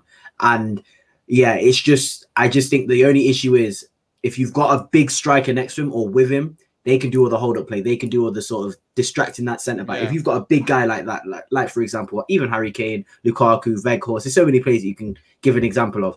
If someone plays off them, he's making runs off them. The centre-backs, obviously, let's say, for example, ball goes in the air, they're going to challenge that bigger centre-forward. Son's going to be able to run off them. If you win that flick on Son, that's the sort of thing that Son does. He's very, very, very good at that. And I think that he can do that without a partner. You've seen that against Man City. He can do that without a partner. But I just think if he's a partner to a striker, if he's a second striker to a main striker, he could be absolutely insane. And I think he'd play better as a second striker than a left winger, which is why I still think, regardless if Harry Kane stays, we'll probably still play with 2 up front, with Son and Kane up front, because I think it just works. Interesting. I think, maybe the second striker is probably, like maybe as you were describing, the best scenario as well, without Weghorst, that does make me lick my lips, maybe even a cheap man's version, a lazy man's version would be like a Chris Wood, maybe next to, I always say, Chris Wood, he's great. We see what we dealt with Matej Vidra, from last season next to him. Imagine if he had Sonny next to him. That is thinking a bit low. We should be thinking a bit higher than that, as Spurs fans, but I completely agree with you there, Darius. And then Ellie Cockeratus here. She's saying, Jack, do you think it's Nuno we trust, or Nuno in we trust, or do you think it's moon boots till we bust, or moon boots in we'll bust? I don't know. To be honest, I'm going to be Nuno and we trust, because I'm going to be as far and say that Nuno, he just has so many renaissance, going through so many of these players. He's just regenerating them all at the same time. He's almost putting them in a Nuno incubator, just fixing them, one by one, almost like how, David, can practically fix anything, with probably a couple of pliers, a couple of, welding materials. I know David can fix anything, just like how Nuno can fix everything. I think he's just, repairing moon boots. He's just repairing GPS Sanchez, realize that maybe even like David said last season, right? Where David is saying there's just something missing in there. There just seems to be a wire that's, just gone loose. I think that's what Nuno is doing. I think he's actually just, going in there, David, with his own two hands and just fixing them. And so I'm not going to say it's moon boots till we bust or in moon boots will bust. I'm going to say it's in Nuno till we trust. What do you think, David? Look, I think both statements are true. You stick with moon boots for the season, we will be bust. But look, in Nuno, we do trust. Look, Ellie, I think both statements are true. I'll be honest with you. I think both of them, there's an argument for. But me personally, I would prefer to pick Nuno. In Nuno, we trust. You know what I mean? Look, I think any manager that comes in, we should trust them from the off anyway. Get our support behind them. But 100%, Ellie. Look, this Nuno, I'm getting Poch vibes off it. I'm not going to lie. I'm getting Poch vibes, and look, hopefully he can restore our club back to the best of times. You know what I mean? And that's what we all hope. So, Ellie, definitely in Nuno we trust, and I appreciate the support, love. And maybe both, really, like David was saying, it. Ellie. And maybe both, like David was saying. That could definitely be true. And as well, Ellie, really do appreciate the support as always, Ellie. Really do appreciate the support. And, maybe Bake Bobby saying, with what Darius and I were touching on, he's saying, Calvert-Lewin is maybe that perfect striker. That's a great shout. That would be That's a great shout as well. Considering also that maybe the best model, striker, probably the best looking striking pair, you might think as well. Most fashionable best looking, maybe best hair as well, in terms of striking pairs. That would be, really good for, the Levy pictures, I'm giving Calvert-Lewin a run for the money on the hair, though. Yeah. I'm definitely giving him a run for money on the hair. I think I beat Calvert-Lewin on the hair. Just gonna put that out there. Just to give my answer as well for Sonny. Look, for me, I'll be honest with you, I have to say the left-hand side. It's where he's made his Tottenham career off the left-hand side. Look, for me, I just don't think he's a striker. I think he struggles when it comes physically and holding up the ball. Look, getting the ball in behind, brilliant. But realistically, how many teams in the Premier League are going to give us that space to put it in behind for Stoney? He makes great intelligent runs, yes. But if you're looking at the whole of the Premier League, you're probably talking about up until the top six. They're not going to give you that space to keep putting the ball in behind for Son. And for me, especially if you look back at it, against some of them teams, we have struggled for goals because, we find it hard to break them down. And for me, I just think, if you look back over Son's Tottenham career, his best performances have come off the left. Yes, he can do a job up front, but is he a natural 9 and will be able to do it week in, week out? I don't think so. But let me be clear, I think he's an incredible player. I just think he's better off coming in from the left and being able to create his own space and create a lot of his own attacks. He links up very well with a striker. I do think there's something to playing the two up front. You could play him up front alongside Harry Kane, 1,000%. Kane can drop deep, pick up the ball, which allows Son to get in behind. But when someone does do that, picking up the ball, dropping deep and picking up the ball, it naturally sometimes brings a centre-back with them, which then opens up the space for Son and that to be able to make his intelligent runs in behind. So I do think coming off the left is even if Harry Kane went, we have to get in another option. For me, I don't think Son will get goals, but will he? I just don't think look, for me personally, I'll be honest with you, when Kane has been out and I've watched Son up front, I think we've struggled, to be honest with you. I do think we've struggled, and that's just on reflection over the whole of Son's Tottenham career, that when he has filled in for Kane, I just think we have struggled in, especially, look, the odd game, it works, but over a long period of time, it doesn't work. Yeah, I really do agree there. Moving on to the second question there. But I will say, David, I think all your points are true, especially, with him, making his career on the left. But I'm just going to answer, just to be different and say through the middle. That's where maybe I've always wanted to see him personally. But, I do agree with you, David. I think you raised good points there. Moving on to the second question. If you only could let one leave this window between Harry Winks and Eric Dyer, who would you show the door? Who would you personally be driving to the airport? Which one would it be? For me, it's going to be after, I don't want to say considering the recent performance. I'm just going to say, I would have said this, the whole time, I would have said, this from the beginning, but, I am considering the recent performance. I am going to answer and say Harry stinks would be the one that I would show the door. But what about you, Darius? Like I said, I know the Harris Army are a bunch of very, very intelligent people. So I believe there's only one answer for this question. And if any of you Harris Army members put the wrong answer, I'm going to have to think differently of you. I'm not even going to give you the answer because I can already see people putting it in the comment section. So I have no more to say. Let's just say a certain centre mid shouldn't be at this club for the past 2 years. And the sooner he goes, the better, because we can then bring in another centre mid in. So that's all I'm going to say. Harris Army, you know what the answer is. I don't have to say anything else. I'm pretty sure David knows what the answer is as well. What a smart man, Darius. You're a smart man, Darius. He's a clever man, David. You know, he knew not even to mention the man. I don't need to. I don't need to mention the man's name, David. For you, what is it, David? For you, before we get to Ellie's, again, very generous super chat. What do you think, David? Do you know, was Darius maybe even smart there to not even say the man's name? Yeah, look, to be honest with you, I'm not a big fan of them both. Look, I actually don't like them both. Eric Dyer, for me, there's too much talking in the press. Harry Winks, again, there's too much talking, not enough action. But look, if I had to pick one, it's Harry Winks all day long. Look, at least with Eric Dyer, you can put him in. You know he'd be able to hold his own. You know what you're going to get from him. With Harry Winks, you just know. Like with Eric Dyer, actually, sometimes he can surprise you and do something half decent. Yeah.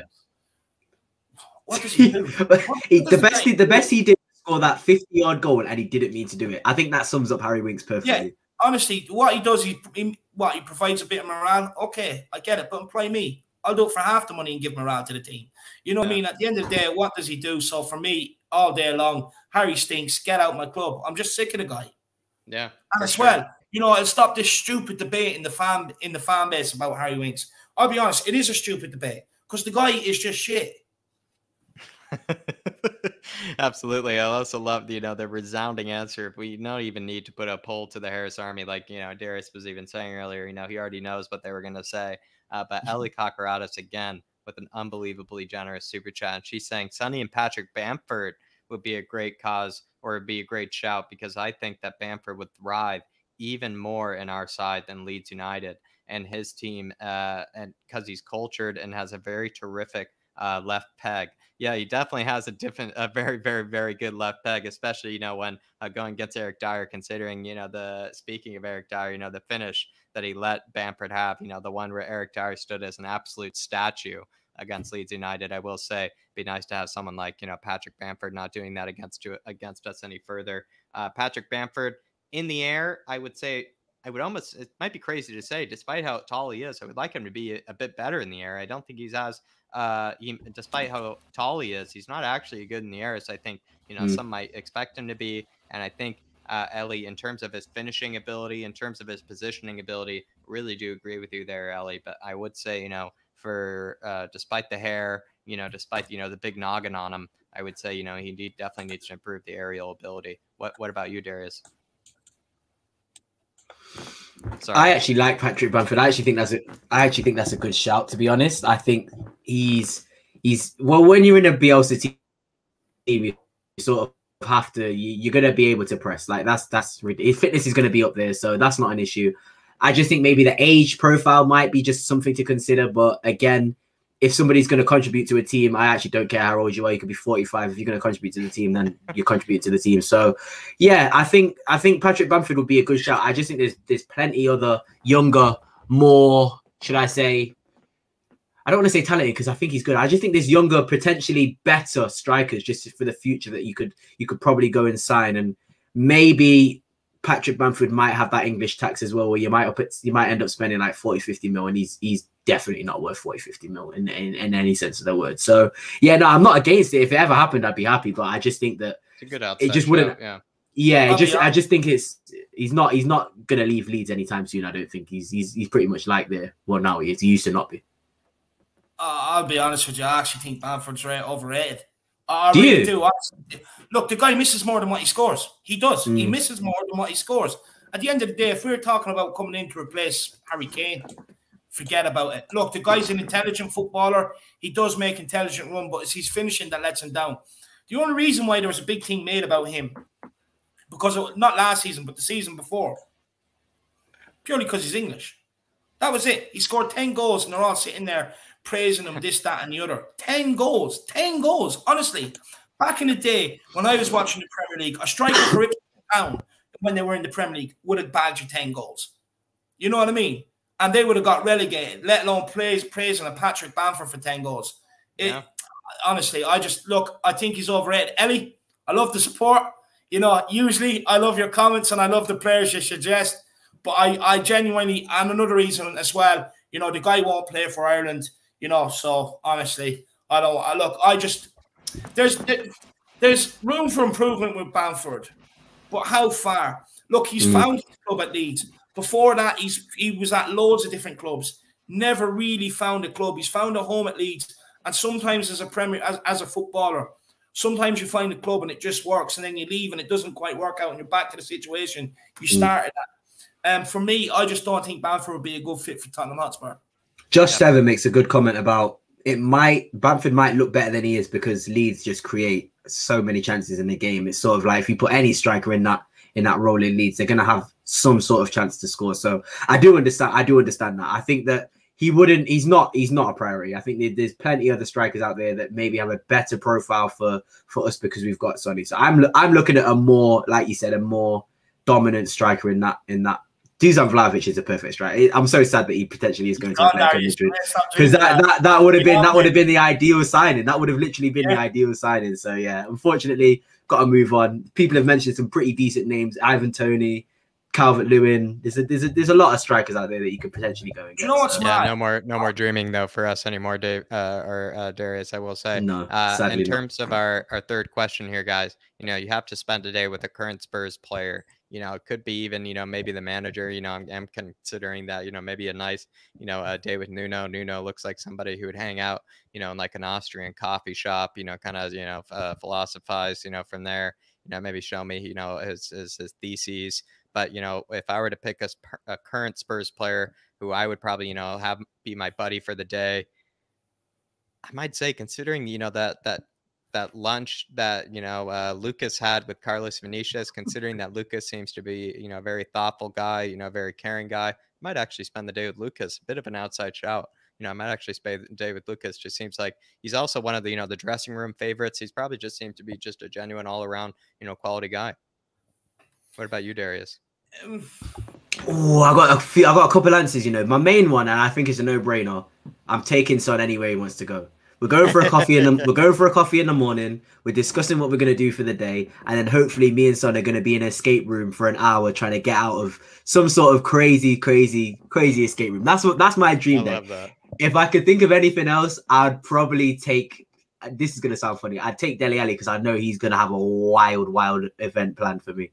If he's going and kissing Pep Guardiola's daughter in a flipping open bar, he doesn't care what happens. We're going out and we're going crazy. So Dele Alli if I'm getting scatty, and Heung-min Son if I want to have a nice time, I'd say.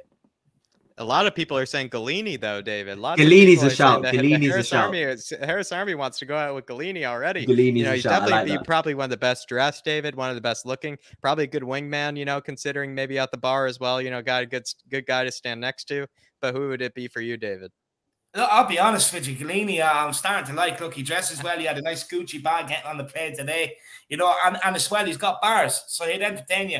But I'll be honest with you, if there's any person I want to date with, it's my man Harry Kane. I'll be honest. Let me tell you why, right? One day and he's staying at Spurs with you, mate. That's what I'm saying.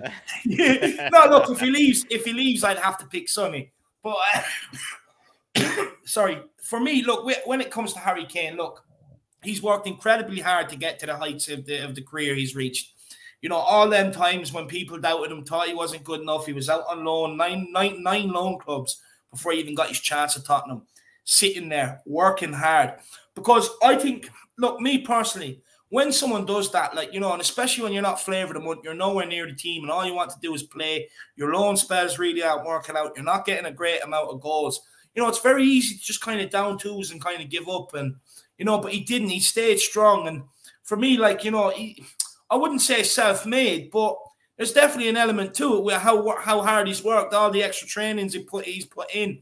And for me, I just love to speak to him about, like, you know, work ethic, you know, how, like, he's a prime example of where work ethic can get you. Like, he's not the most naturally, what you'd say, gifted. Some would be more naturally gifted. But Kane, through his hard work, he's brought himself to a level to his level. And for me, I just love to speak to him. You know, I just love to maybe gel his hair from him. He doesn't need a comb. I rub my fingers through it. Not a problem. You know, maybe sit there. I'll even feed him. I'll put his napkin on him. You know what I mean? Not a bother. And just literally just speak to him about football. Just speak to him about life. Because, look, obviously, Bar, he's made a mistake with the City thing. But bar that, he's a role model. Before all this thing, everyone would have said he's a role model.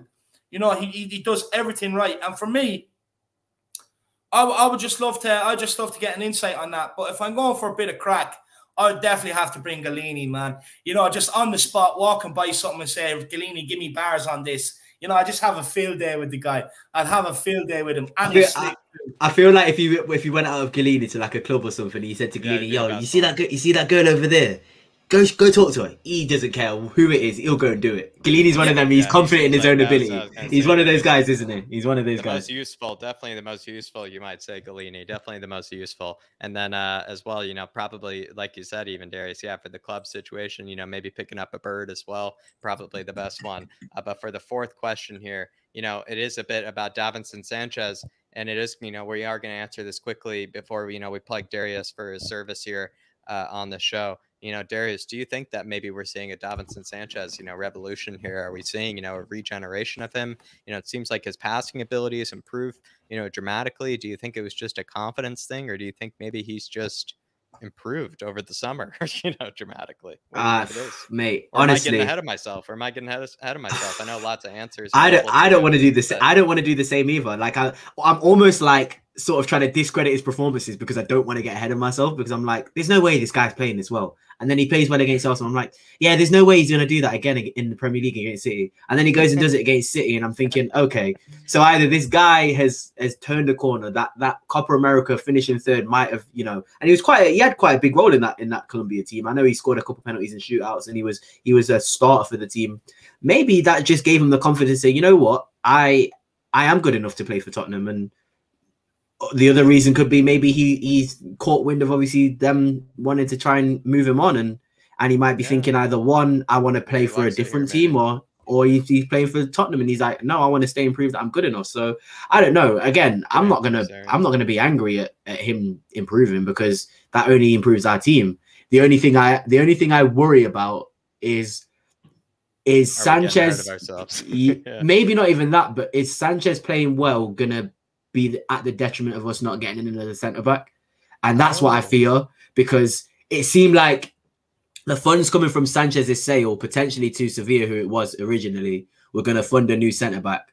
And now I'm sort of thinking maybe Levy's like, yeah, no, we can give this guy another shot, because he is, at the end of the day, he was our record sale at one point. He was our record signing at one point. So maybe that might have, well, it depends if it's worked against it. It's up to you whether it's worked against us or for us. Maybe him playing so well in preseason might be the reason we don't get a centre back, and I don't know how people feel about that. But at the moment, he's been amazing. I'm not gonna discredit what he's done. He's been great in preseason. He's been great against Man City, and I hope it continues for him, because again, it's an expensive signing and he's young, so he can only improve. But from what I've seen, I never thought I'd ever see Sanchez play well again after him doing pirouettes against Man City and whatever he does in games. I just never thought I'd see him play so well. So hopefully it continues. But let's, like you said, Jack, let's not get ahead of ourselves, because we've seen this happen multiple times with players before. So yeah, that's my stance. Definitely. And David, into you, you know, is this a resurgence of Davinson Sanchez? You know, should we just wait another game? You know, is it not even worth answering? You know, is maybe even I feel like Darius gave all the brilliant potential answers that we could pick from. You know, which one are you going to say maybe not even go into it? Like that's maybe the best way to go about it. You know, just give him another game. No, look, I'm just going to keep it short and sweet. Look, for me, I'm not getting carried away. I've seen him have a good game before. I've seen him have two good games on the trot before, but ultimately he's still let me down over a longer period of time, just like a lot of these Spurs players have. So for me, look, I'm not getting carried away. Do I think it's the answer long term? No. Do I think he's had long enough to prove that he's good enough to be in the starting 11? Yes. And for me, look, I'm not getting carried away. Look, if at the end of the day, if he keeps performing, all well and good, and I'll get behind him and I'll back him. At the end of the day, I just want these players' performance. All I want. I don't want to be sitting here giving out about them, but they've hurt me. All I want is for them to perform. It's all any one of us want. just for them to perform. So, like, if he can do that, all well and good. I'll fully 100% get behind him, 100%. And just before, just 1 second, Alex. Look, Alex, what I'll say to you, my man, is you're calling for a debate. I've debated you 20 times before, and I've bet you all 20 times. Hands down, debated you off the field. And it's honestly, you make my work easy when it's a debate, because you debate on Harry Winks. The whole fan base is walking up to the guy, Alex. So there's no debate to be had. So unless you have a tangible debate for me, then come back to me. But until then, you know, we're not debating. And as well, actually, you're saying about coming on, lad. I've given you plenty of opportunities to come on. You've turned them down. So if you're serious about coming back on, he seems to pick when he wants to, David. Yeah, if you're serious about coming back on, get on. I'll be back here all week, Alex. You know where to find me. You have my number. You can just text me and we'll get you on. We are finishing off, so I won't be getting you on today. But honestly, if you're going to have a debate, stop making it easy for me and just let's debate about something else. Not Harry Winks, because I win that hands down every day of the week. He seems to even pick the worst times, David, to ask you, when to bring him on. He just wants to, to steal the limelight for it even as well. And, he almost like he just wants you to wipe the floor with him, David. It seems like, maybe he gets a sick thrill out of it. Maybe he gets a sick thrill out of it. Yeah. But that is, the end of the show here tonight, ladies and gentlemen. I really do appreciate everybody, especially the panel, especially Bobby from before, for sticking with us for the answers, especially Darius, sticking through the long haul for this one as well. Pleasure. And Darius, you were with me on the watch along.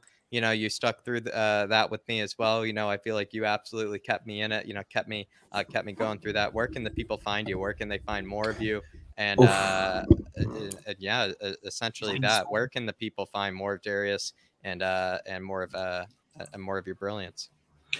I mean, well, hopefully you're going to see me on here a lot more often as well. Like I said, every single time I'm on this channel, I always say it's absolutely fun. And the main reason I have so much fun, obviously YouTube, but Harris Army always making me crack in the comments. It's good fun. You can sort of bounce off the comments. You can have conversations with them. It's amazing. So I always love the vibe coming on these shows. I don't care if they run 2 hours, 3 hours, 12 hours. We could talk football for as long as you want. So I always have great fun. Now you'll see me on here.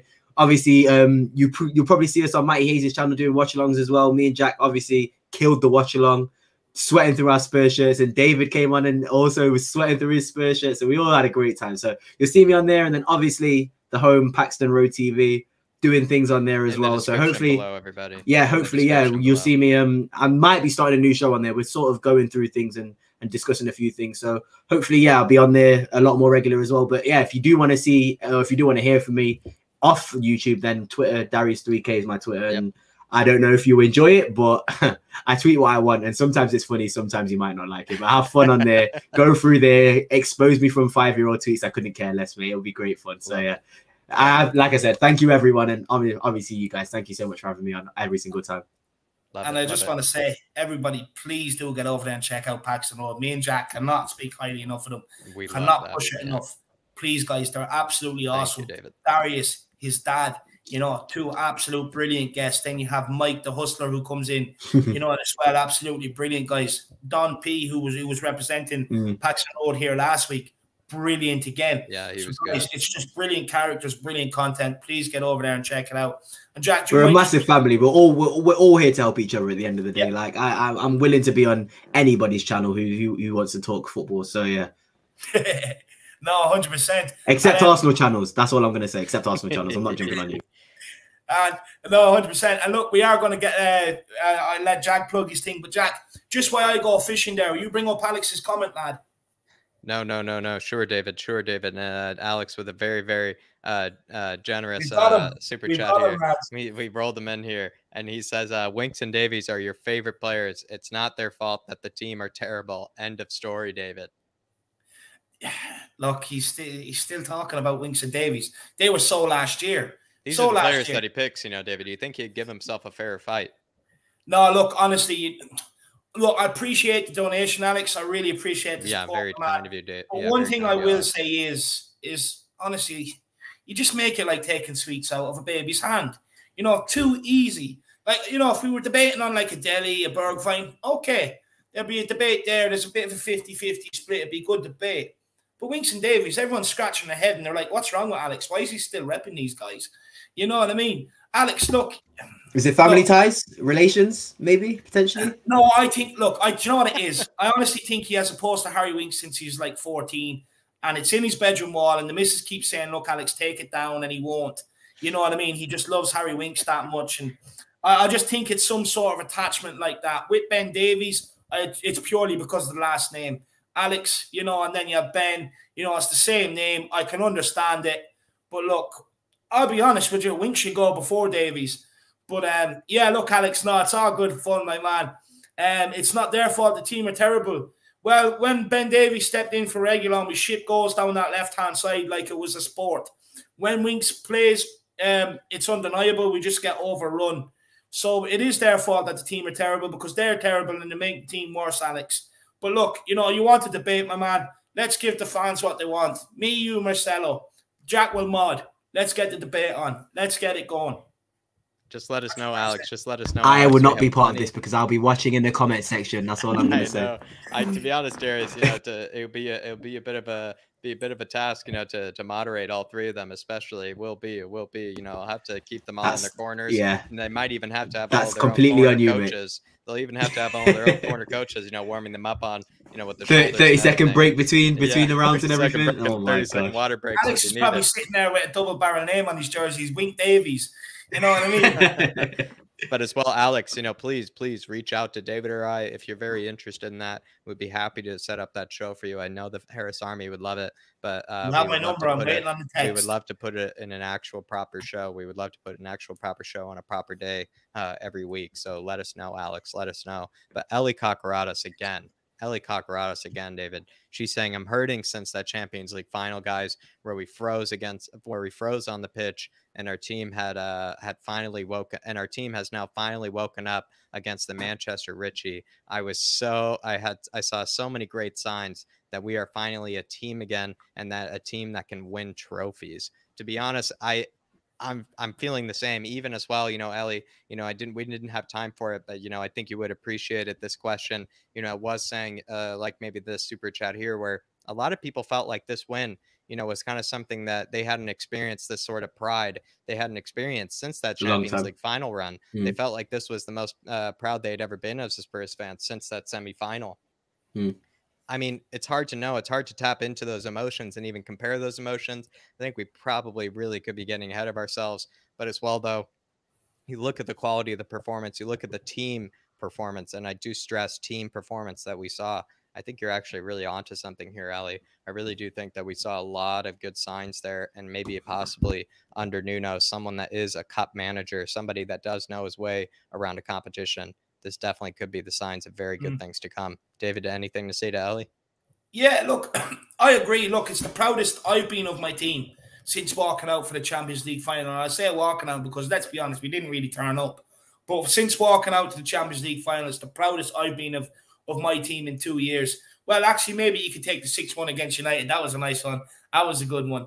But, no, look, and it's in terms of a team performance, I would actually go further back than the Champions League final. I'll be honest with you, because even the back end of that season after Christmas under Pochettino, it was a dicey season. We'd win 1 week, lose another week. So for me, like, as far as a team performance, I'd probably go back to maybe the group stages of the Champions League. I'll be honest with you, of that run. You know, because like, even before that, with the start of the group stage, we left ourselves a lot to do. We had 3 or 4 games to save it. We saved it and got out. But like, I'd even almost go back to, as far as a team performance, back to the last game of the Champions League group stages, or maybe even that second half together against, I actually could probably go back to as far as a team performance. But I agree with Eddie. And look, you know, I think everyone was in the same boat. Everyone was just sitting there Sunday, unusually emotional and hyped up after the win. Like, obviously we all get hyped up and emotional, but it was different. It was different. You almost felt like crying a little bit, or relieved, or like a weight was lifted off your shoulders. You could breathe properly. Your chest wasn't as heavy, because it's been a long time coming. A long time coming to see everyone fighting for the badge, putting in the tackles the way they did, not give City gaps to play in the way they did, break at pace, and the players who were supposed to break and get forward, getting forward, busting their bollocks. It's absolutely great to see near the end, wiping out players to stop letting them get easy counterattacks on us. You know, we didn't let any players, like I've seen last season, beat 2 or 3 players at a time, you know, and then go and get their shot off. So I agree. Look, 100%. I'm fully proud, and look, I am going to get carried away. I always do when we win. I always do. But yeah, look, hopefully it's a sign of things to come, Ellie. And again, too kind. I really, really do appreciate that. Way too kind, Ellie. We really do appreciate it. We really do appreciate it. But to everybody in the Harris Army, to the panelists here, that is the end of Kaniki Answer Me. You know, plug yourself. Definitely a long one. But yes, everyone, you know, David and I are coming out with our second channel. David, I think before we even needed to, you know, get to this milestone, we've already reached 100 subscribers. We've already reached 100 subscribers. Come on. And as well, you know, there was even a bit of a lag even on some of the subscribers. You know, David and I were a bit worried. It felt like, you know, we even were kind of breaking the internet. You know, it felt like we were breaking the internet, which how much the Harris Army was already supporting our second channel. But everybody who hasn't heard about it, it is in the description below. It is going to be called flatcapeurotalk. It's basically just going to be a place where you can find David and I commenting on anything outside of Spurs, anything that has to do with European football, you know, anything from, you know, maybe an El Clasico to maybe even like a DFB Super Pokal that we just witnessed, you know, with between Bayern and Dortmund. You know, see a bit of analysis, you know, of something like that. You know, maybe David's and I's top young talents, you know, for, you know, various leagues as well. You know, there's going to be a bit of bantery kind of stuff, you know, my itch of the week, you know, everything, you know, to some also Champions League watch alongs. It's basically just a place for you to consume all your European football outside of Spurs, basically a place for you to stay informed, a place for you to, you know, to be able to stay in the loop, and as well, you know, a place for you to see even more of I and David, you know, commenting on everything that is European football, and especially be a bit more relaxing for us, considering it's not going to be about Spurs, so be a bit more lighthearted. And I will say, now that we've already reached this milestone, what I just encourage you, and, you know, you don't have to prove anything to us, but I will encourage you to please just share this to, you know, all of your friends, all of your fans that, you know, aren't Spurs fans, people that are Chelsea fans, you know, maybe even, unfortunately, you know, fans of the scum. You know, I will say it's just going to be a channel that's going to be a bit more for everyone. You know, if you have fans or friends that, you know, are not Spurs fans, just share it with them, because I know they will enjoy it as well. And you guys can maybe even watch, you know, kind of a bit of the same content together, you know, via, you know, more of a neutral channel. So that's what it's definitely there for, David. And I really do hope that's all I ask of the Harris Army, is just recommend it to your friends. No, look, 100%, guys. Look, all I'm asking for is, if you could find it in yourselves to give us the same love on this channel that you have on this channel, on the new channel, Flat Cap Euro Talk. Look, it's an extension of this. We want to provide a home for all things football as well. You know, the fact that Jack, you know, is more into European football and stuff like that, and covers it more than what I do, is just a bonus. You know, trust me, this guy, he's unbelievable. He's unbelievable when honestly, him and Darius, and I would put Kieran probably in that bracket too, are from Let's Talk Spurs, are unrivaled when it comes to European football and stuff like that. So, look, you're going to see Jack over there. You're going to see me over there on watch-alongs goofing about. In fact, I can kind of just chill out a bit more on the channel. I'd be more of a guest on it. So it'd be nice. So you can see me goof about. If you enjoy me, you will see me over there. But look, you will see Darius. You will see Kieran. You will see others on there over time. You know what I mean? So, guys, please do get over there. We only have one video up at the minute. I have to say, Jack's done a great job on it. It's a great video. We will be putting up another one by Friday anyway. There'll be another one up there. And, guys, it's only going to go better and better and grow from there. But I really would just love the support. We are going to be doing like Jack's top 5 games to watch from the weekend from all of the leagues, managers to be sacked, Champions League watch-alongs for the biggest games. You know what I mean? There's so much content there, guys, for you. Rather than go off to someone like, you know, a That's Football from Mark Goldbridge or something like that, why not get behind Jack? He's a Spurs fan, and give him that love, give him that support, and watch him.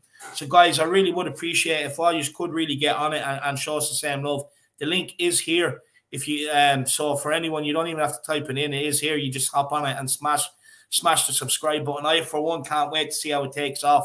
But look, guys, you know, we've like I said, we've got from the very off since I started this channel, I've been given unwavering support, relentless support, unrivaled support, I would say, in terms of, you know, everyone's so dedicated for this channel. Everyone feels like they're part of it. Everyone wants to see it grow.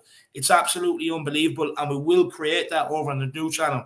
Trust me, I firmly believe in it. But, guys, we need you to get over there to help support it so we can create it.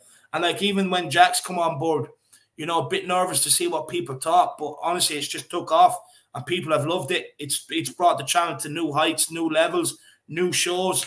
You know what I mean? So honestly, make sure, like, you know, Jack has played his part in this channel, so make sure you do find it within yourselves to get over there and check him out. I really, really do. Would love that. And like, again, same with Paxton Road, guys. In terms of this channel, guys, we're about 12 to 15, I think 12 or 15 subscribers, not 4K. We are pushing for the 4K. We will get there. We've had a massive rise within the last 3 weeks. You know, a massive, massive amount of subscribers in the last 2 to 3 weeks. It's been absolutely insane. Guys, just if there is anyone that's new, please do smash the subscribe button on it. You'll be joining the fastest growing channel in the world, and you know, the best chat in the world and the best army in the world. In terms of what we have coming up tomorrow, we will have a predicted lineup for the Paco de Ferreira game out, and then you can join us back here later on that night for a review. But if anyone wants more and you know you can't get enough of me, just follow me over on We Are Tottenham TV on the pre-match pump-up starting at 6 o'clock, where I go on. I have my own show, and basically I just speak to you fans and let's pump each other up in, let's just, you know, you get me pumped, I'll get you pumped, and let's take it from there and I enjoy a victory together. So guys, honestly, the Harris Army, thank you so much for everything. Really appreciate it. Really appreciate it. And that is all, everybody. So again, you know, maybe last words on Flat Cap Hero Talk. Really, again, please, please, please. You've already gotten me to 100 subscribers. I don't know what to say, you know, to you guys. You've already, you know, made my dreams, you know, come true with that so quickly. You know, it's not even really been 48 hours, David, and we're already at 100 subscribers. Incredible. It's unbelievable. It's unbelievable. And then as well, you know, we had so many views on the first video. The Harris Army is unbelievable. You know, more especially the first videos. I did. The first videos as well, everybody, they're going to be very consumable. They're going to be nice and short and easy for you guys to watch as well. So they won't be a distraction from your day, you know, something maybe just to watch while you're doing the dishes, you know, maybe even on a walk as well, just to listen to something, you know, outside of Spurs, you know, also to ease your pain. But yes, everybody, just keep a lookout for the second channel. You know, it is going to be basically a place where you can find this humor from David. You know, you can continue to find David's rants, you know, David's thoughts on football, you know, outside of Spurs. So you can't miss it. But David, I think that's it for Can Nicky Answer Me tonight, you know, and as well, I will say, please, please, please, please, please check out Darius. Please just continue to look out for Darius. Please just know that he's going to be around here on the Irish Hotspur plenty. He's going to be here plenty of times. He's always going to be found alongside me as well, as much as I can get him alongside me. And then on top of that, you need to check him out on Paxton Road, you know, his family channel. It's unbelievable what he's doing over there. David and I, we can't get enough of what they have to say over there. We absolutely love, you know, the stuff that they have there, and as well, everything they have to say. So yeah, wish you a good night, Harris Army. Yeah, 100%. So guys, there you are. We've done all the plug and we've done everything else. Massive thank you to everybody for the support today on the Super Chats. Absolute legend. You have no idea how much it really, really does help us. Look, you can see it from when I first started to now, the progression, the content, the equipment, it really does go back into the channel. So I really, really do appreciate it, guys. It's absolutely unbelievable. 9-month anniversary as well, everybody. 9-month anniversary in a few days for David and I, especially for David. It's going to be unbelievable seeing him, you know, celebrate that 9 months. You know, it is insane. But we'll get further into that. I celebrate. I won't be able to do that on camera. We're dragging it on too long. We're dragging it on too long. But in Nuno we trust. And Spurs we trust, and Coys we trust, and I mean, come on, you Spurs, let's get it done, everybody. But 9-month anniversary is coming up as well, everybody. So let's get it. Come on, you Spurs. In Nuno we trust. See y'all back here tomorrow.